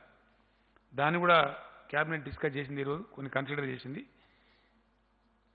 ఈ లాక్డౌన్ పీరియడ్లో వాళ్ళు చెల్లించాల్సినటువంటి ఫిక్స్డ్ ఛార్జెస్ అని ఉంటాయి వాళ్ళకి, దానికి డిఫర్మెంట్ ఇస్తూ ఉన్నారు. ఏప్రిల్ మే మాసాలకి, ఏప్రిల్ మే మాసం యొక్క ఫిక్స్డ్ ఛార్జెస్ పరిశ్రమల వాళ్ళకి రద్దు చేయబడతా ఉన్నాయి. ఫిక్స్డ్ ఛార్జ్ అంటే ఏంటంటే కరెంటు వాడినా వాడకపోయినా కట్టే బిల్లులు అవి వసూలు చేయబడతాయి. ఇవాళ వాడలేదు కాబట్టి కరెంటు ఛార్జ్ వచ్చే ఆస్కారమే లేదు. కాబట్టి they are not any problem.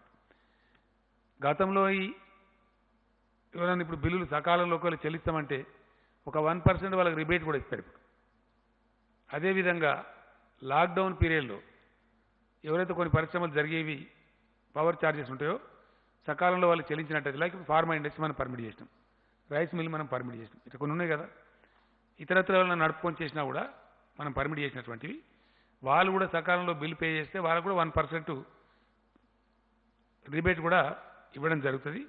ఆ విధంగా ఉంటుంది. ఈ డిఫర్మెంట్ ఏదైతే ఇచ్చిండ్రో ఈ ఏప్రిల్ మే మాసానికి పరిశ్రమలకు ఈ 2 నెలల బిల్లులకి ఫిక్స్డ్ ఛార్జెస్ మీద రిబేట్ అయితే ఇచ్చిండ్రో ఇవి తర్వాత వాళ్ళు వాయిదాల రూపంలో కట్టాలి. గతంలో పద్ధతి ఏంటంటే వాళ్ళు దీని మీద పెనాల్టీ కట్టాలి. ఇప్పుడు పెనాల్టీ మాఫీ చేయడం జరిగింది.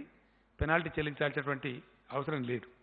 ఆ డిలే పేమెంట్ పెనాల్టీ ఏదైతే ఉంటుందో ఆ విధంగా దానికి ప్రాబ్లం లేదు. అదేవిధంగా చెప్పిన నేను already told, I think Aasara pension చెప్పినాం కదా, చెప్పాను. సో అదేవిధంగా వైద్య సిబ్బందికి నా యొక్క ధన్యవాదాలు నేను తెలియజేస్తూ ఉన్నా. ఎందుకంటే చాలా మంచి పని వాళ్ళు చేస్తూ ఉన్నారు, స్థైర్యం కోల్పోకుండా అద్భుతంగా చేస్తూ ఉన్నారు. మీకు ఇచ్చిన దానిలో వివరాలని ఇప్పుడు వాళ్ళకు సిబ్బందికి ఎటువంటి ఇబ్బంది లేకుండా అన్ని ఎక్విప్మెంట్స్ కానీ మెడిసిన్స్ కానీ మంచి చెడ్డ అన్నీ కూడా ఉన్నాయి. ఇలా మెడికల్ డిపార్ట్మెంటు వాళ్ళకు మంచి వార్త ఏంటంటే ఈ గచ్చిబౌలి స్పోర్ట్స్ కాంప్లెక్స్ ప్రపంచవ్యాప్తంగా కూడా ఏమైందంటే రకరకాల దేశాలలో రకరకాల క్రీడలు జరుగుతూ ఉంటాయి, క్రీడోత్సవాలు కూడా జరుగుతూ ఉంటాయి. ఒలింపిక్స్ కావచ్చు, జాతీయ స్థాయి క్రీడలు కావచ్చు, రకరకాలు జరుగుతాయి. వాటిని ఏం చేస్తారంటే అక్కడ నిర్మించినటువంటి ఏషియాడ్ కూడా జరిగింది మన ఇండియాలో. ఇందిరాగాంధీ గారు ప్రైమ్ మినిస్టర్ ఉండే రోజుల్లో స్పోర్ట్స్ విలేజెస్ అని కడతారు. వచ్చిన క్రీడాకారులు వాళ్ళ వసతులు కల్పించాలని చెప్పి కడతారు. తర్వాత ఏం చేస్తారంటే వాటిని సమాజానికి ఉపయోగపడాలి కాబట్టి తీసేసి వేరియస్ గవర్నమెంట్ డిపార్ట్మెంట్స్ కానీ ఇస్తారు, లేకపోతే అమ్మేస్తారు. మన గచ్చిబౌలి స్టేడియం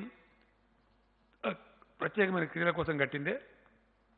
అప్పుడు 78 ఎకరాల జాగా వాళ్ళు తీసుకొని గవర్నమెంట్ నుంచి కట్టినారు. కొన్ని ఫ్లాట్స్ అమ్మేసినారు, కొన్ని విల్లాస్కు జాగాలు ఇచ్చినారు, అంత అయిపోయింది. ఈ మిగిలిన భవనం కూడా ఒకటి ఐడియల్గా పడి ఉంది. చాలాసార్లు మనం అనుకున్నాం, తెలంగాణ హైకోర్టు ఏర్పడినప్పుడు కూడా అవసరం కూడా ఆ బిల్డింగ్ వాడదాం అనుకున్నాం. జడ్జీలు కూడా పోయి అప్పుడు ఇన్స్పెక్షన్ కూడా చేసినారు, కానీ అది వాడలేదు. తర్వాత హైకోర్టు బైఫర్కేట్ అయిపోయింది. ఇప్పుడు ఆ స్పోర్ట్స్ కాంప్లెక్స్ను ఆ 14 అంతస్తులతో కూడుకున్న 540 రూమ్ల బిల్డింగ్ని హెల్త్ డిపార్ట్మెంట్ ట్రాన్స్ఫర్ చేయడం జరిగింది. క్రీడా శాఖ నుంచి హెల్త్ డిపార్ట్మెంట్కి ఇస్తూ ఇలా క్యాబినెట్ నిర్ణయం తీసుకున్నది. దాని కింద 9 ఎకరాల 16 గుంటల భూమి ఉంది. ఆ ల్యాండ్ కూడా హెల్త్ డిపార్ట్మెంట్ వారికే ట్రాన్స్ఫర్ చేసినాం. రేపటి నుంచి దాని హక్కులు హెల్త్ డిపార్ట్మెంట్ వారికే ఉంటాయి. అయితే అక్కడ ఇప్పటికే ఆరోగ్య శాఖ మంత్రి గారు, నా ప్రిన్సిపల్ సెక్రటరీ నరసింహరావు గారు, వీరందరూ కూడా శ్రద్ధ వహించి ఆరోగ్య శాఖ వారు కూడా వార్ ఫుడ్ బేసిస్లో 1500 కెపాసిటీ బెడ్స్ ఇప్పుడు తయారు చేసినారు. రేపటి నుంచి వస్తున్నారు ఆయన. ఫ్రమ్ టుమారో అది ఫుల్ యూజ్లోకి వస్తూ ఉంది, 100% యూజ్లోకి వస్తూ ఉంది. సో ప్రస్తుతం అది కోవిడ్ స్పెషల్ హాస్పిటల్ కింద దాన్ని వాడుకుంటాం, మనకు వాడవలసిన అవసరం ఏర్పడితే. తదనంతరం మాత్రం దానికి ఇంకో 10-15 ఎకరాల భూమిని కూడా జత చేస్తూ ఉన్నాం. ఎందువల్ల అంటే మనం దానికి అద్భుతమైన ఒక ఆసుపత్రి కింద తయారు చేయాలని నిర్ణయించినాం.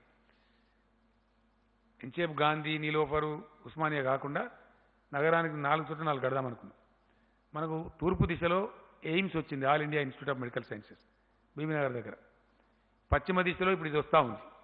దీని పేరు టిమ్స్ అని పెట్టినాం, Telangana institute of medical sciences and research.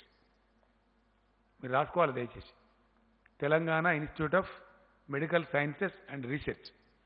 దీంతో పాటు పోస్ట్ గ్రాడ్యుయేట్ కాలేజీ కూడా ఉంటుంది, మెడికల్ కాలేజీ.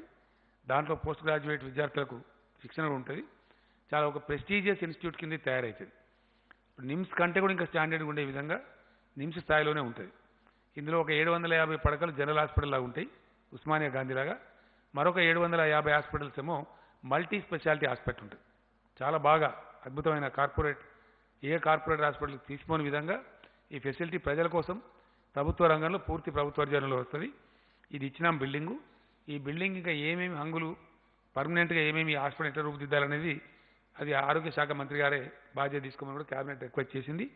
వారి ఆధ్వర్యంలో దీన్ని ఒక అద్భుతమైన మెడికల్ ఫెసిలిటీ కింద తెలంగాణ రాష్ట్రానికి, తెలంగాణ ప్రజలకు ఇది అందుబాటులోకి ఆరోగ్య శాఖ మంత్రి గారు తేబోతా ఉన్నారు.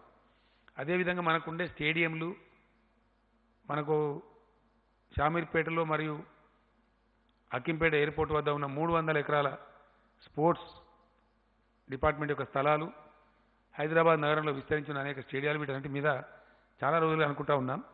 హైదరాబాదు గొప్ప నగరం కాబట్టి ఇది ఒక అద్భుతమైనటువంటి అంతర్జాతీయ నగరం కావాలని మనం కలలుగంటున్నాం. కాబట్టి ఇక్కడ health city, education city, cinema city రావాలని మనం అనుకున్నాం. అట్లనే స్పోర్ట్స్ సిటీ ఆఫ్ తెలంగాణ ఇటు హైదరాబాద్ అని కూడా రావాలని చెప్పి చాలా రోజులు అనుకుంటా ఉన్నాం. క్రీడా శాఖ మంత్రి గారు శ్రీనివాస్ గౌడ్ గారి అధ్యక్షతన ఈరోజు క్యాబినెట్ సబ్ కమిటీని క్యాబినెట్ నియమించింది. వారి అధ్యక్షతన మున్సిపల్ మినిస్టర్ గారు, పంచాయతీరాజ్ మినిస్టర్ గారు, ఎడ్యుకేషన్ మినిస్టర్ గారు, ఈ 3 మినిస్టర్లు సభ్యులుగా ఒక సబ్ కమిటీ నియామకం చేసినాం. తెలంగాణ రాష్ట్ర సమగ్ర క్రీడా విధానాన్ని, క్రీడా పాలసీని తయారు చేయవలసిందిగా వారిని కోరడం జరిగింది. ఆ విధంగా వారి ప్రపోజల్ తయారు చేయాలని చెప్పి కోరడం జరిగింది. వ్యవసాయానికి సంబంధించి 2 కౌంట్స్లో ఈరోజు క్యాబినెట్ సమీక్షించడం జరిగింది. ఒకటి,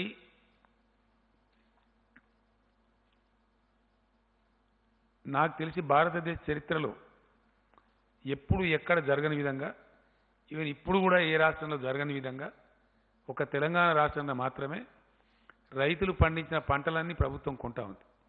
ఇది first time in the Indian history. ఈ కోవిడ్ సందర్భంలో, కరోనా వ్యాధి సందర్భంలో కూడా ఏ రాష్ట్రం కూడా కొంటలేదు ఇండియాలో. తెలంగాణ రైతాంగం మీద మాకున్న ప్రత్యేక శ్రద్ధ, ప్రేమ కనబరచాలి, వాళ్ళని బాగు తీసుకురావాలి, ఖచ్చితంగా బాగు చేయాలి. ఎందుకంటే ఇక్కడ ఒక మాట నేను చెప్పాలి, ఖచ్చితంగా చెప్పాలి. ఒక చిన్న విషయం నేను మొన్న చెప్పిన తర్వాత నాకు చాలామంది ఫ్రెండ్స్ కూడా మాట్లాడినారు. కొన్ని ఆశ్చర్యకరమైన విషయాలు ఉంటాయి. ఈరోజు నిన్నో ఒక రిపోర్ట్ వచ్చింది, ఒక ఇంటర్నేషనల్ జర్నల్లో. ప్రపంచం మొత్తం అతలాకుతలమైన ఈ సందర్భంలో రేపు రాబోయే రోజులలో భోజనానికి కూడా ఇబ్బందులు వస్తాయి, వరల్డ్ రేషన్ పాటించాల్సిన అవసరం ఏర్పడుతుందని చెప్పారు. వరల్డ్ రేషన్ రెగ్యులేట్ చేసుకోవాల్సి వస్తుంది, చాలా దారుణమైన పరిస్థితులు ఏర్పడే ప్రమాదం ఉందని కూడా నిపుణులు తమ నివేదికలు ఇస్తూ ఉన్నారు.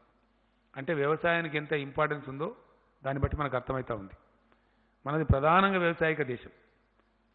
రైతాంగాన్ని వ్యవసాయాన్ని బాగా నిర్లక్ష్యం చేయబడతా ఉంది ఈ దేశంలో. కానీ తెలంగాణ ప్రభుత్వం చాలా కమిట్మెంట్తోని అనేక స్కీములు తెచ్చి రైతు బంధు, రైతు బీమా, 24 hours ఉచిత విద్యుత్తు, సత్వర ప్రాజెక్టు నిర్మాణం, 6 నెలలు పంటల ప్రాజెక్టు ద్వారా నీటి సరఫరా, ఇవన్నీ చేసి చూపించినాం, ప్రాక్టికల్గా జరిగినాయి. శ్రీరామ్ సాగర్ ప్రాజెక్టు చరిత్రలో ఎప్పుడు కూడా కాకతీయ కాలువ 6 మాసాల పాటు నిరంతరంగా నీళ్ళు ఇవ్వలే. ఈసారి ఫస్ట్ టైం ఇచ్చినాం. ఏప్రిల్ 15th వరకు అనుకొని ఏప్రిల్ 15th వరకు కూడా విజయవంతంగా ఇచ్చినాం. అదంతా ప్రజల ముందు ఉంది, రైతుల ముందు ఉంది.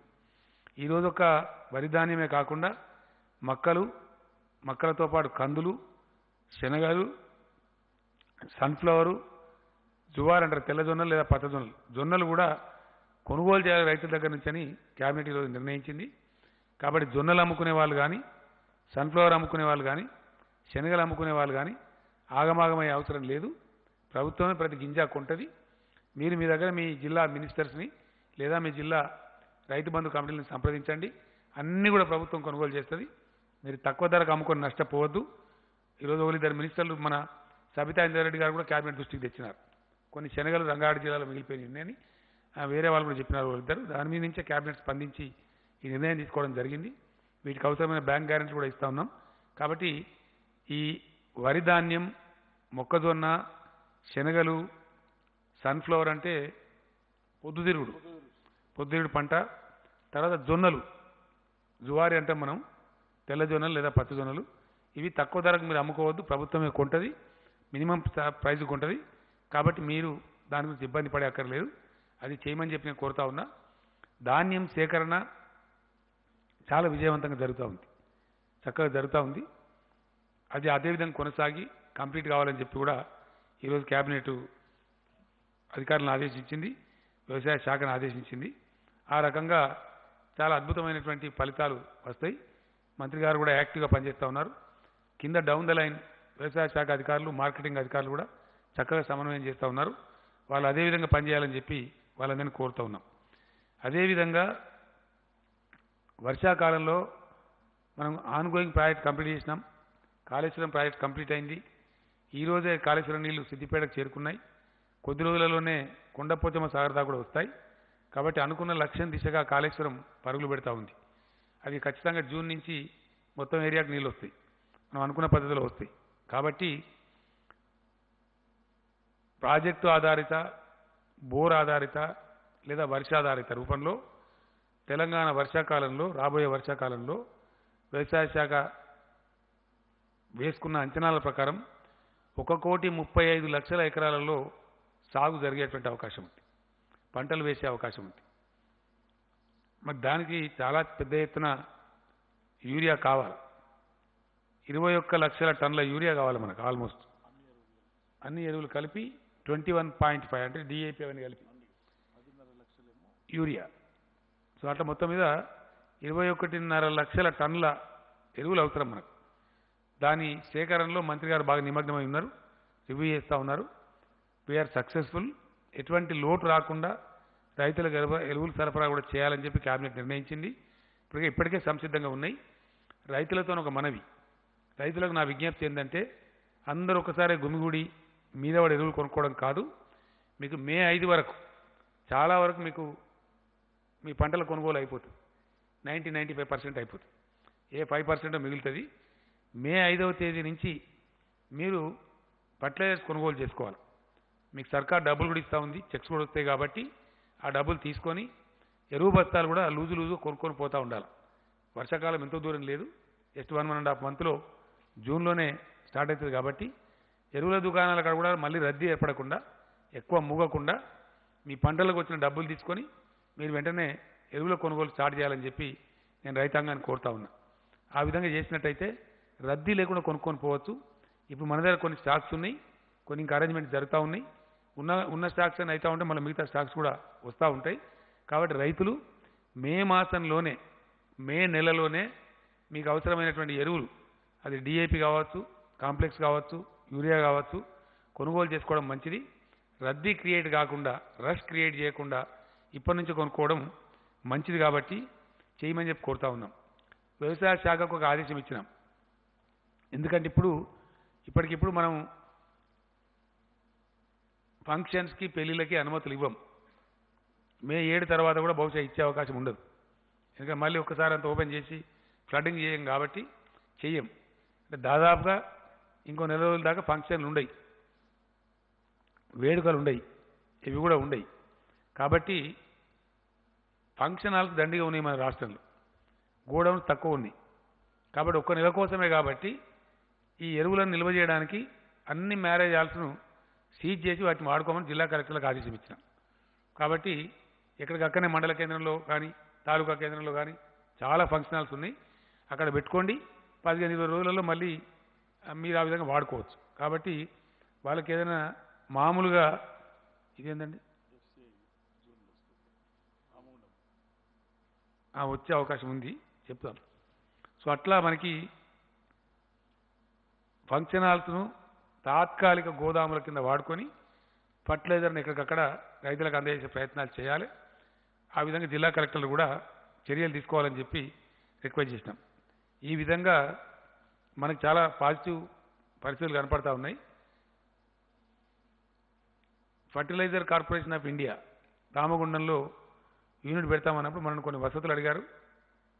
మనల్ని ఈక్విటీ పెట్టమన్నారు మన వాటా ధనం కింద. మనం కూడా దాదాపు 150 కోట్ల పైకి 170 కోట్ల వరకు కూడా ఈక్విటీ పెట్టినాం.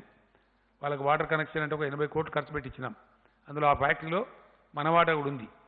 ఆ ఫ్యాక్టరీ గురించి ఇక్కడనే మనకు లోకల్ ఎరువులు దొరికితే చాలా బాధలు తప్పుతాయి. కాబట్టి దాన్ని చేయమని చెప్పినాం. బహుశా జూన్లో ఆ ఫ్యాక్టరీ కూడా అందుబాటులోకి వచ్చే అవకాశం ఉంది. వాళ్ళతో ఫర్టిలైజర్ కార్పొరేషన్ ఆఫ్ ఇండియా వాళ్ళతోని వ్యవసాయ శాఖ మంత్రి గారే, నిరంజన్ రెడ్డి గారే స్వయంగా మాట్లాడినారు. మోస్ట్ లైక్లీ జూన్లో ఉత్పత్తి ప్రారంభమయ్యే అవకాశం ఉంటుంది. అప్పుడు మనకి ఇంకా కూడా ఎరువుల కొరత బాగా తీరిపోతుంది.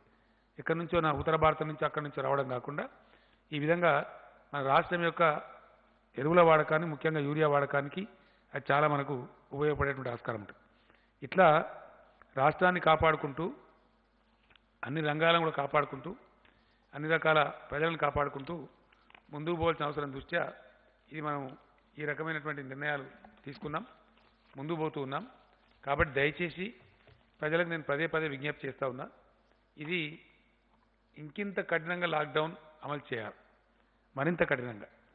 బయటికి వచ్చే వాళ్ళు రాకండి. ఇప్పటికే చాలా కేసులు పెట్టినారు పోలీసులు, చాలా వాహనాలు సీజ్ చేసినారు. దాదాపు 35-40 వేల వాహనాలు కూడా 60 అండి 50,000 వాహనాలు కూడా సీజ్ చేసినారు. ఎందుకు అనవసరంగా బయటికి రావడం ఎందుకు, ఆ సీజర్ ఎందుకు? కాబట్టి అత్యవసరం ఉన్న వాళ్ళకు ప్రభుత్వమే కొన్ని పాసులు ఇస్తూ ఉన్నారు, కొంత అవకాశం కల్పిస్తూ ఉన్నారు. కాబట్టి దయచేసి ఇళ్ళ నుంచి రాకండి. వ్యాధి మన దగ్గర తగ్గుతుందని కూడా తగ్గడం లేదు, సమాన స్థాయిలో ఉంది. ఏ మూలకి ఏ విపత్తు వస్తుందో తెలియదు. అనవసరంగా పూసుకుంటే ఇబ్బంది వస్తుంది. ఇలాగ ఈ జొమాటో, ఇంకోటి ఏంటది స్విగ్గీ దాన్ని మూసేసినామంటే మాకు సంతోషం లేదు. దాని మీద కూడా ప్రభుత్వానికి వచ్చే ట్యాక్స్ పోతుంది. యాక్చువల్గా వాళ్ళు పోతే సేల్స్ ట్యాక్స్ వస్తుంది మనకి ప్రభుత్వానికి, అది ప్రభుత్వం నష్టపడుతుంది. కానీ మూసిన కారణం ఏంటంటే ఆ ఢిల్లీ ఉదాహరణ చూస్తే భయపడతా ఉంది. అనవసరంగా ఎవరు నలుగురికి అంటుకుంటే మళ్ళీ అది 100 మందికి 1000 మందికి పోతే చాలా ప్రమాదం వచ్చే ఆస్కారం ఉంటుంది. కాబట్టి ఈ చర్యలు ఎవ్వి ప్రభుత్వం తీసుకున్నా దయచేసి ప్రజల యొక్క క్షేమాన్ని, ప్రజల యొక్క మేలును దృష్టిలో పెట్టుకొని చేస్తారు తప్ప వేరే ఉద్దేశం కాదు. కాబట్టి అందరూ కూడా సహకరించాలి. ఎక్కడైనా ఇంకేమైనా లోటుపాట్లు ఉన్నట్టయితే, ఇంకా కూడా సహాయం చేరకుండా ఉన్నట్టయితే, ఇంకా కూడా ఏదైనా ప్రభుత్వ సహకారం మీకు అవసరం ఉన్నట్టయితే వెంటనే డయల్ 100కి ఫోన్ చేయండి. మీ దగ్గర ఉండేటువంటి మీ శాసనసభ్యులకు తెలియజేయండి, మీ సర్పంచ్లకు తెలియజేయండి, దాంతోపాటు అధికారులకు తెలియజేయండి, మీ జిల్లా కలెక్టర్ గారికి తెలియజేయండి. తప్పకుండా ప్రభుత్వం మీకున్న కష్టాలు తొలగించడానికి అన్ని ప్రయత్నాలు చేస్తుంది. కాబట్టి ఆ రకంగా ముందుకు పోదాం. ఈ కరోనా బారి నుంచి మనల్ని మనం కాపాడుకుందాం. కాబట్టి ధైర్యంగా ఉంటూ పెద్దలందరూ కూడా ఇప్పటికీ చాలా మంచి పని చేస్తూ ఉన్నారు, చాలా ప్రభుత్వం బాగా చేస్తుందని అభిప్రాయంతో ఉన్నారు. కాబట్టి అదే విధమైనటువంటి ప్రజలు ప్రభుత్వం కలిసి గట్టిగా దీన్ని ఎదుర్కొంటే ఈ ఉత్పాతం నుంచి, ఈ ప్రమాదం నుంచి మనల్ని మనం రక్షించుకోవచ్చు. నేను మళ్ళొక్కసారి గుర్తు చేస్తా ఉన్న ప్రజలకి, దీనికి ఇప్పటికీ ప్రపంచంలో మందు లేదు. ఉపశమన చర్యలకు వాడే హైడ్రాక్సీ క్లోరోక్విన్, జ్వరం తగ్గించడానికి అదే పారాసిటమాలు, టెంపరేచర్ తగ్గించడానికి తప్పితే అజిత్రోమైసిన్ అని ట్యాబ్లెట్లు అవి తప్ప నిర్దిష్టమైనటువంటి మందు దీనికి లేదు. దీని మళ్ళీ నేను మే 5th ఇంకా డీటెయిల్గా చెప్తాను. ఇప్పటిదాకా మందు లేదు. ఇంకా కొన్ని విషయాలు చాలా ఆశ్చర్యంగా ఉన్నాయి. ఎందుకంటే చాలా తమాషా జరగబోద్దని చెప్తా ఉన్నారు. కాబట్టి వ్యవసాయం జరగాల, ఆ వ్యవసాయం కూడా దయచేసి విడివిడిగా ఉండాలా. ఒక మాట చెప్తాను నేను ముగించే ముందు. ఈరోజు ఇండియా 135 కోట్ల జనాభా ఉన్న భారతావనికి అన్నం పెట్టగలిగేటువంటి దేశం ఏదైనా ఉందా ప్రపంచంలో? లేదు. మన పెద్దలు చెప్తారు, పిచ్చి పిచ్చి పనులు చేస్తే దరిద్రం పోతావు, నువ్వు దెబ్బతింటావు, దివాలా అవుతావు, దివాలా అయితే అడుక్కొని తినాలని చెప్తారు. మనం కూడా వ్యవసాయాన్ని నిర్లక్ష్యం చేస్తే అడుక్కొని తినాలంటారు. అడుక్కొని తిందామంటే కూడా పెట్టే శక్తి ఉనికి లేదు. అంటే మన వ్యవసాయాన్ని మనం కాపాడుకోవాలి, మన రైతాంగాన్ని కాపాడుకోవాలి. 135 కోట్ల కడుపులు నిండాలి 2 పూటలు అంటే మనకు ఏ దేశానికి కూడా మన తెలంగాణ కంటేనే 100 దేశాలు చిన్నవి ఉన్నాయి ఈ గ్లోబ్ మీద. మనతో పాటు సమానంగా మనకన్నా కొంచెం పెద్దగా ఉన్న దేశం చైనా ఉంది. వాళ్ళ పొట్టలకు వాళ్ళే సరిపోతారు. కాబట్టి మన పొట్టలు మనమే నింపుకోవాలి. అందువల్ల వ్యవసాయానికి ఉన్న ఇంపార్టెన్స్ అది. కాబట్టి వ్యవసాయాన్ని కొనసాగించాలి, వ్యవసాయ పనులు కొనసాగించాలి, దాని అనుబంధ పరిశ్రమలు కూడా కొనసాగించాలి, ఫుడ్ ప్రాసెసింగ్ యూనిట్స్ కూడా కొనసాగించాలి. ఎందువల్ల మనకు ఆహారం అవసరం కాబట్టి. ప్రపంచమే ఇప్పుడు ఆహార విధానంలో ఒడిదుడుకులకు లోనయ్యేటువంటి ఆస్కారం ఉంది.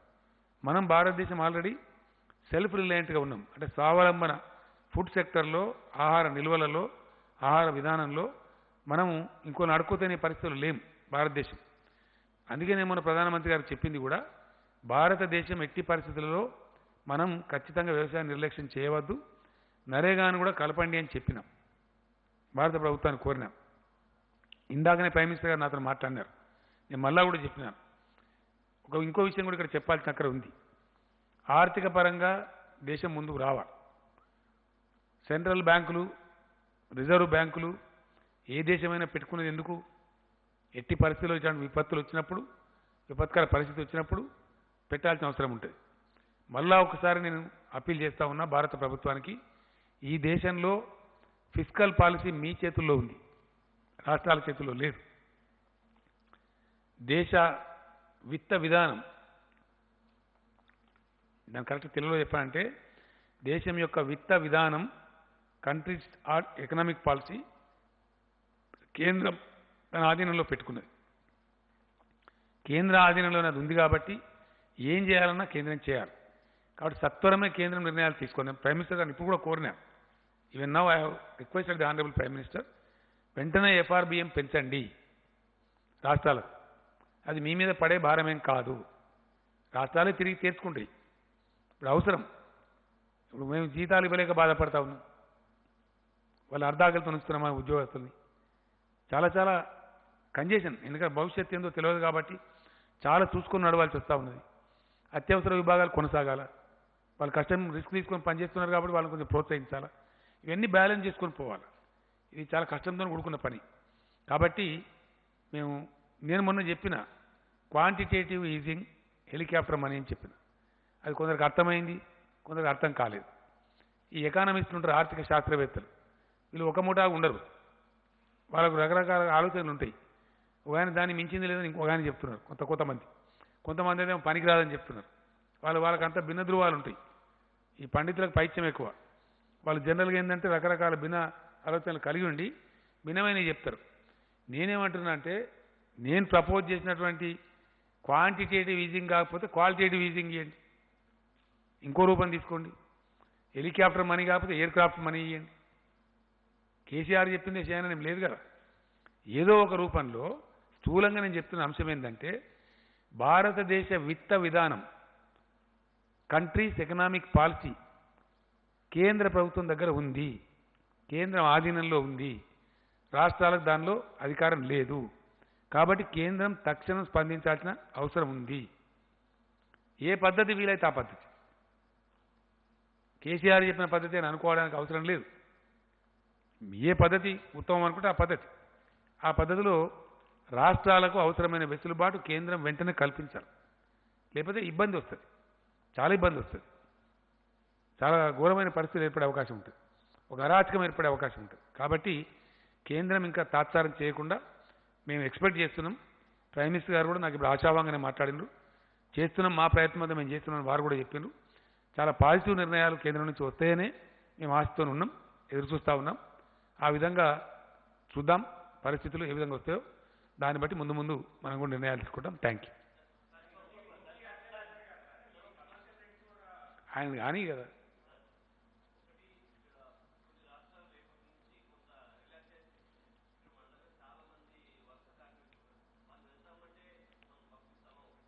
పంపించేది లేదండి. నో, ఇంటర్నేషనల్ లేదండి. ఓన్లీ డొమెస్టిక్ అంటున్నారు 4th నుంచి, ఇంటర్నేషనల్ లేదు. టికెట్ కూడా ఇప్పుడు బుక్ చేసుకోమని విమానయాన సంస్థలు చెప్తున్నది డొమెస్టిక్ వాటికి మాత్రమే. అది May 4th నుంచి అని చెప్తున్నారు. మా దగ్గర May 4th కూడా మేము అనుమతించాం ఎట్టి పరిస్థితులలో.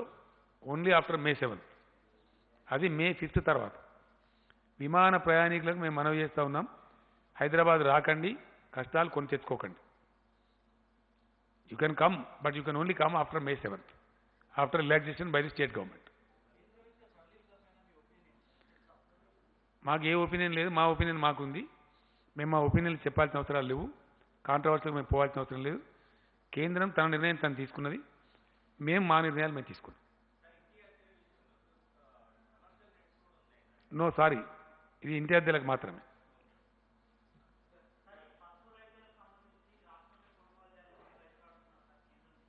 గతంలో ఎప్పుడు కొనుగోలు చేయలేదు, అది అంతా భారీ పంట కాదు, అది పరిశీలిస్తాం. Wheel examine.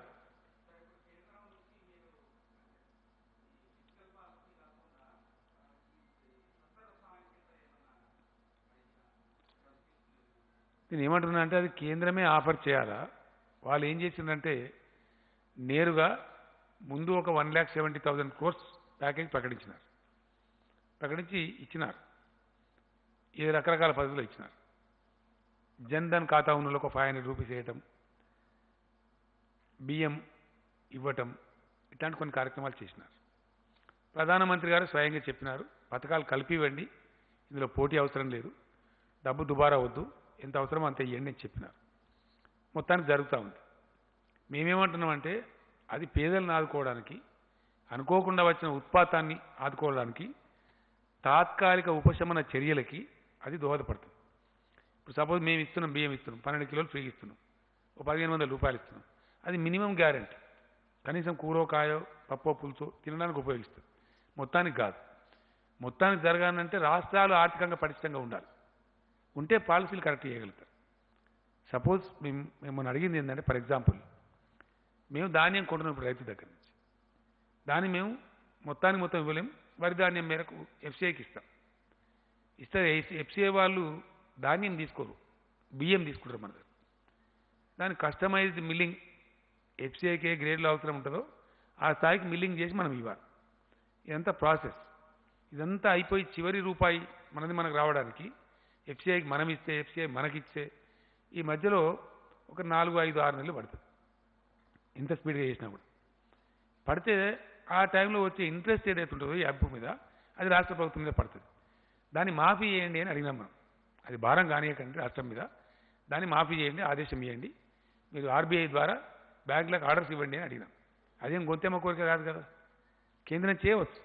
నేను ప్రైమ్ మినిస్టర్ గారు అదే చెప్పిన, క్వాంటిటేటివ్ ఈజింగ్, హెలికాప్టర్ మనీ అట్లా పెట్టినా ఇవన్నీ చేయొచ్చు కదా అర్జెంటుగా. రాష్ట్రాల యొక్క రుణ పరిమితి పెంచవచ్చు, నథింగ్ ప్రివెంట్స్.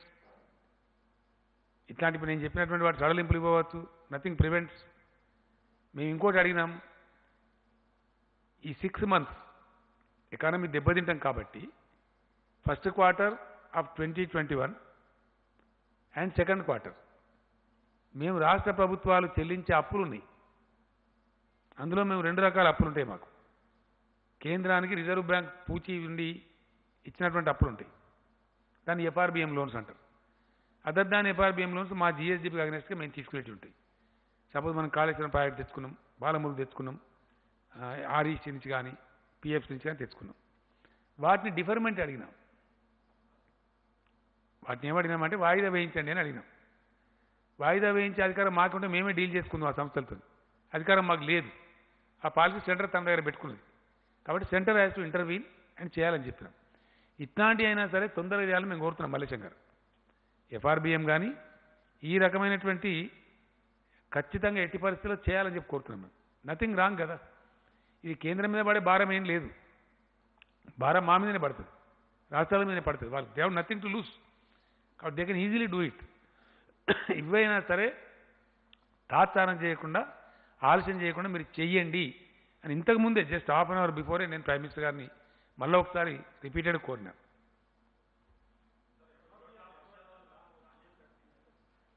అన్నీ కొంటామండి, దానికి ఏం సిల్లి. అది ఎంత పెద్ద 1 కోటి టన్నులు కొనేటప్పుడు అది ఏముంటుందండి అని అయితే అనుభూతి పెద్ద.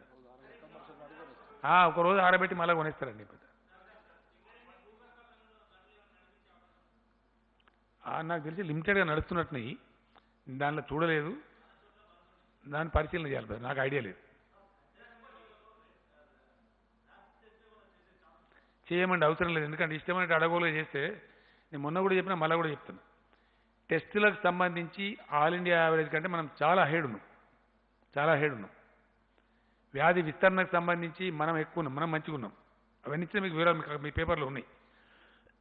క్వశ్చన్లు రావద్దని మీకు పేపర్లు ఇచ్చినాం మేము. డెత్ రేట్లో కూడా మనం చాలా మెరుగ్గా ఉన్నాం.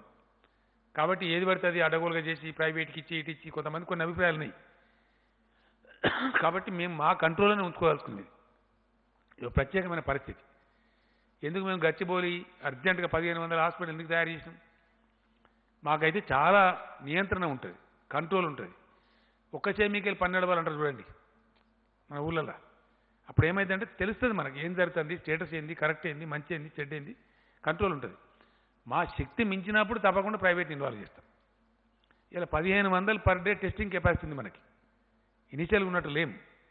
కాబట్టి ఖచ్చితంగా గవర్నమెంట్లోనే టెస్టులు జరుగుతాయి, గవర్నమెంట్లోనే జరుగుతుంది. అత్యవసరం అయితే తప్ప అటువంటిది అవసరం లేదు మనకి ప్రస్తుతానికి. అవసరమైనప్పుడు తప్పకుండా ఆలోచన చేస్తాం.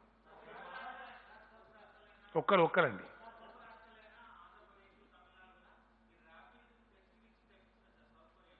తెప్పించే అవసరం లేదండి, మనకే వచ్చినాయి ఆల్రెడీ. ఎవరు తెప్పించే అవసరం లేదు, గవర్నమెంట్ ఆఫ్ ఇండియానే పంపిస్తున్నది. మనకు కూడా కొన్ని వచ్చినాయి.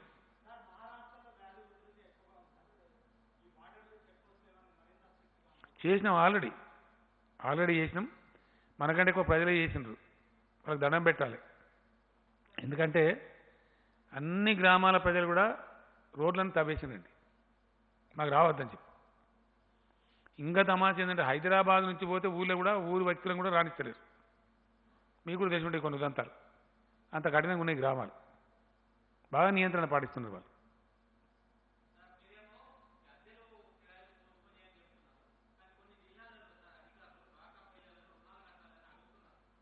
అర్థం కాదు బ్రదర్. నేను డాక్రా రుణాల గురించి ఇప్పుడు చెప్పలేదే. డాక్రా రుణాలు కట్టాలి బ్రదర్, కంపల్సరీ కట్టాలి.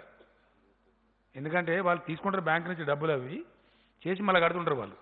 వాళ్ళకి డబ్బులకు బాధ ఉండదు, వాళ్ళు కడితేనే మంచిది, వాళ్ళ క్యారెక్టర్ పోవద్దు. మన రాష్ట్రంలో మహిళా సంఘాలు సాధించిన గొప్ప విజయం అది. 99.9% రెగ్యులర్ పేమెంట్స్ ఉన్నాయి. కాబట్టి బ్యాంకులు ప్రభుత్వం 5 లక్షలు చెప్తే 5 లక్షలు ఇస్తున్నారు, 10 లక్షలు చెప్తే 10 లక్షలు ఇస్తున్నారు. ఎనీ అమౌంట్ ఇవ్వడం సిద్ధంగా ఉన్నారు. కాబట్టి అది మంచి స్కీమ్ ఉంది, దాన్ని చెడగొట్టద్దు. వాళ్ళు అవసరం ఉన్న కాడికే తీసుకోవాలి. ఇప్పుడు వాళ్ళు దండిగా వాళ్ళకి డబ్బులు అవసరం ఉన్నాయి. ఎందుకు? ఐకేపీ సెంటర్స్ ధాన్యం కొంటున్నారు, వాళ్ళకి కొంత లాభం వస్తుంది. కాబట్టి డబ్బులు కట్టాల్సిందే, కంపల్సరీ కట్టాలి.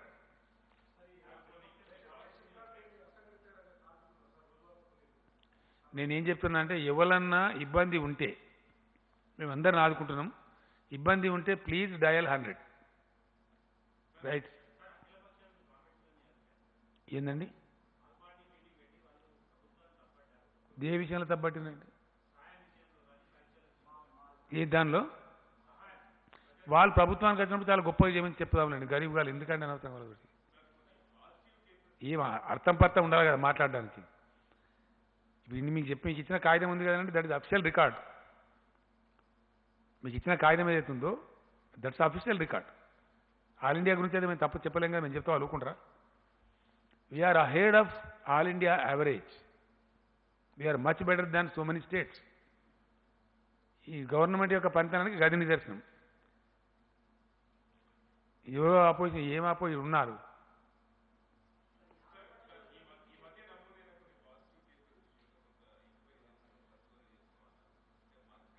అర్థమవుతలేదండి.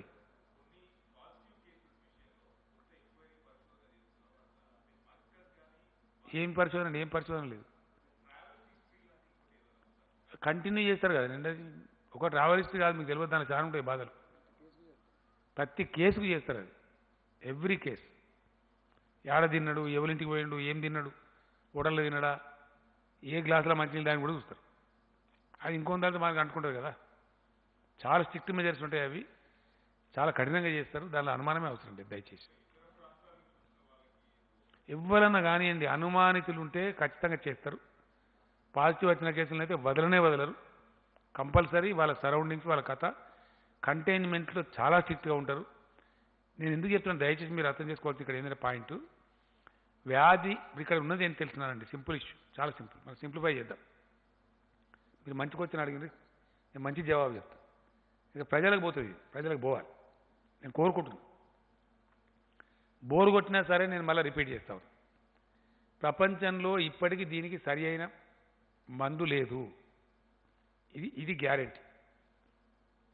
వ్యాక్సిన్ కానీ అంత ఈజీగా తయారు కాదు. అది టైం టేకింగ్, అంత సులభం కాదు. అయితే మనం అరికట్టగలిగేది ఏంది? కేంద్రం కానీ రాష్ట్రం కానీ ఇంకోలు కానీ ఏంది అంటే వ్యాధి ఉధృతిని ఒకటేసారి వేల లక్షల మందికి సోకకుండా, ఒకటేసారి వేల లక్షల మరణాలు సంభవించకుండా అరికట్టగలుగుతాం. ఆ అరికట్టడానికి మన దగ్గర భారతదేశంలో ఉండే ఒకటే ఒక ఆయుధం లాక్డౌన్. ఒకటే ఆయుధం, మనకి ఇంకా ఆయుధం లేదు. నేను పదే చెప్తా ఉన్నా, దాన్ని ప్రజలు అర్థం చేసుకుంటున్నారు. ఇంకా వేరే మార్గము, వేరే గత్యంతరం లేదు. వైద్య విధానంలో ఇప్పటి వరకు ఉన్న ఉపశమన చర్యలే తప్ప వ్యాధి నిర్మూలన కోసం వాడే మందులు లేవు. అంటే వ్యాధి మనకు అంటుకోకుండా మనం కాపాడుకోవాలి అంతే. ఇక నేను స్వీయ నియంత్రణ, స్వీయ అంటే వ్యక్తిగత నియంత్రణ. ఏ వ్యక్తికి ఆ వ్యక్తి నేను కరోనా గురి కావద్దు అని మనసులో అనుకుంటే అయిపోయాయి.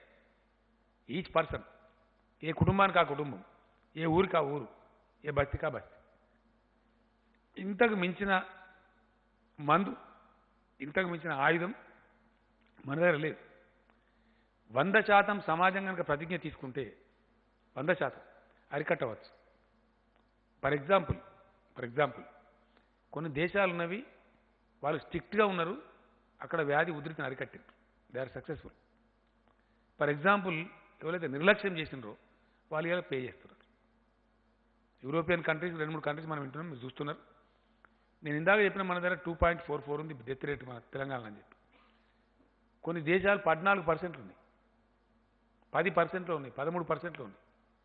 వాళ్ళ కారణం ఏంటంటే నెగ్లెక్ట్ చేసిన వాళ్ళు, మేల్కోలే, ఏమవుతుందిలే అని అనుకున్నారు. ఒక్కడేసారి విజృంభించింది. మొన్న ఒక ఫ్రెండ్ చెప్తున్నాడు నాకు, అమెరికాలో ఒక ఇంట్లో అన్నోన్ డెడ్ బాడీస్ ఒక 27 ఉన్నాయి ఒకటే ఇంట్లో. అది ఎంత విషాదం! అది మనుషుల శవాలనా? మున్సిపాలిటీ కుక్కల కన్నా అధ్వానం అయిపోయాయి.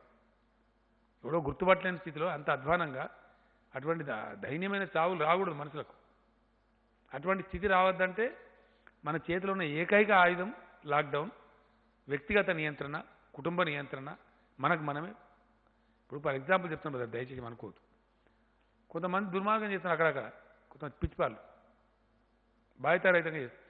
కూరగాయలకు నాకు చాలామంది చెప్పినారు, ఓల్డ్ సిటీ ఎమ్మెల్యే చెప్పినారు నాకు, మజ్లీస్ పార్టీలో, సార్ మీరు పొద్దు నుంచి సాయంత్రం దాకా కుల్లా పెట్టిండ్రు, 4 గంటలు చాలదా సార్, మిగతా టైం అంతా కర్ఫ్యూ పెట్టమన్నారు. కాదు నాయన, మా కర్ఫ్యూ పెట్టడం మాకేం కాయిష్ కాదు. ఉద్దేశం ఏంది? ఎక్కువ పీరియడ్ ఉంటే స్టాగర్ అవుతారు, కానీ ఒకటేసారి గుంపులు చేరరు. ఆ వెసులుబాటు ప్రజలకు ఉండాలి. ఒకటేసారి పోయి అక్కడ పడద్దు షాపుల మీద అని మనం ఉదయం నుంచి సాయంత్రం దాకా పెట్టుకున్నాం. 7 o'clock నుంచి కర్ఫ్యూ పెట్టుకున్నాం. అది ప్రభుత్వం సదుద్దేశంతో ఇచ్చినప్పుడు దాన్ని అట్లే వినియోగం చేయాలి. కొంతమంది ఉదయం పూట పోవచ్చు, కొంతమంది మధ్యాహ్నం పోవచ్చు, కొంతమంది ఈవినింగ్ 4 o'clock పోవచ్చు. అది బుద్ధిమంతులతనం ప్రజలే ప్రదర్శించాలి. గృహాల పెద్దలు, కాలనీల పెద్దలు ప్రదర్శించాలి. కంటైన్మెంట్ ఏరియా ఉంది, 100% కూరగాయలు వాళ్ళ ఇళ్ళకి పంపిస్తూ ఉన్నాం.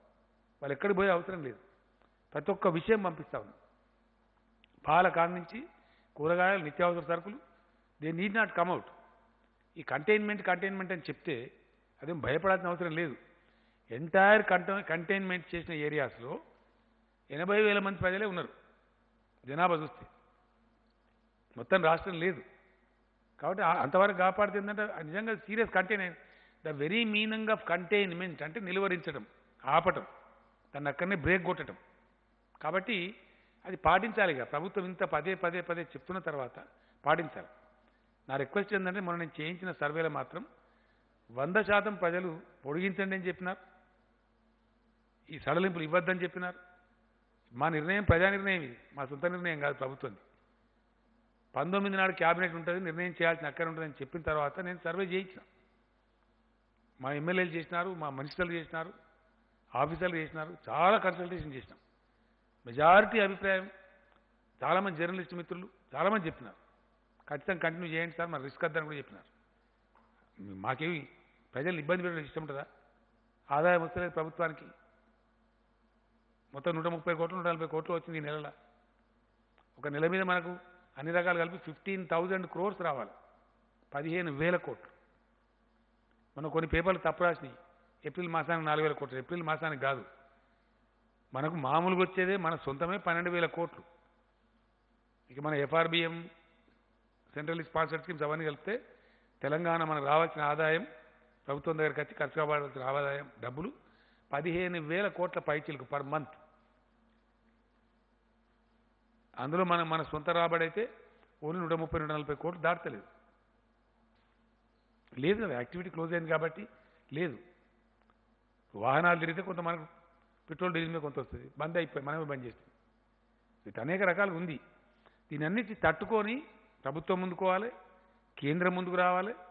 ఈ రెండు ప్రభుత్వాలతో పాటు ప్రజలు కూడా కలిస్తే 100% సక్సెస్ అవుతాం. Thank you.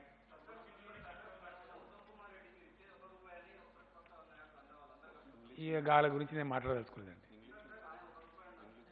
నేనేమంటే మేము మాట్లాడదలుచుకోలేదండి, నో కామెంట్స్. క్యూ కాయకే వస్తుంది అదేం లేదు బ్రదర్, అన్ని అంతరా control. Old city new city ఏం తేడా లేదు, అంతరా కంట్రోల్నే ఉంది. కంటైన్మెంట్ ఎవరు ఉల్లంఘించినా చాలా తీవ్ర చర్యలు ఉంటాయి. No exemption for any religion, anybody, no.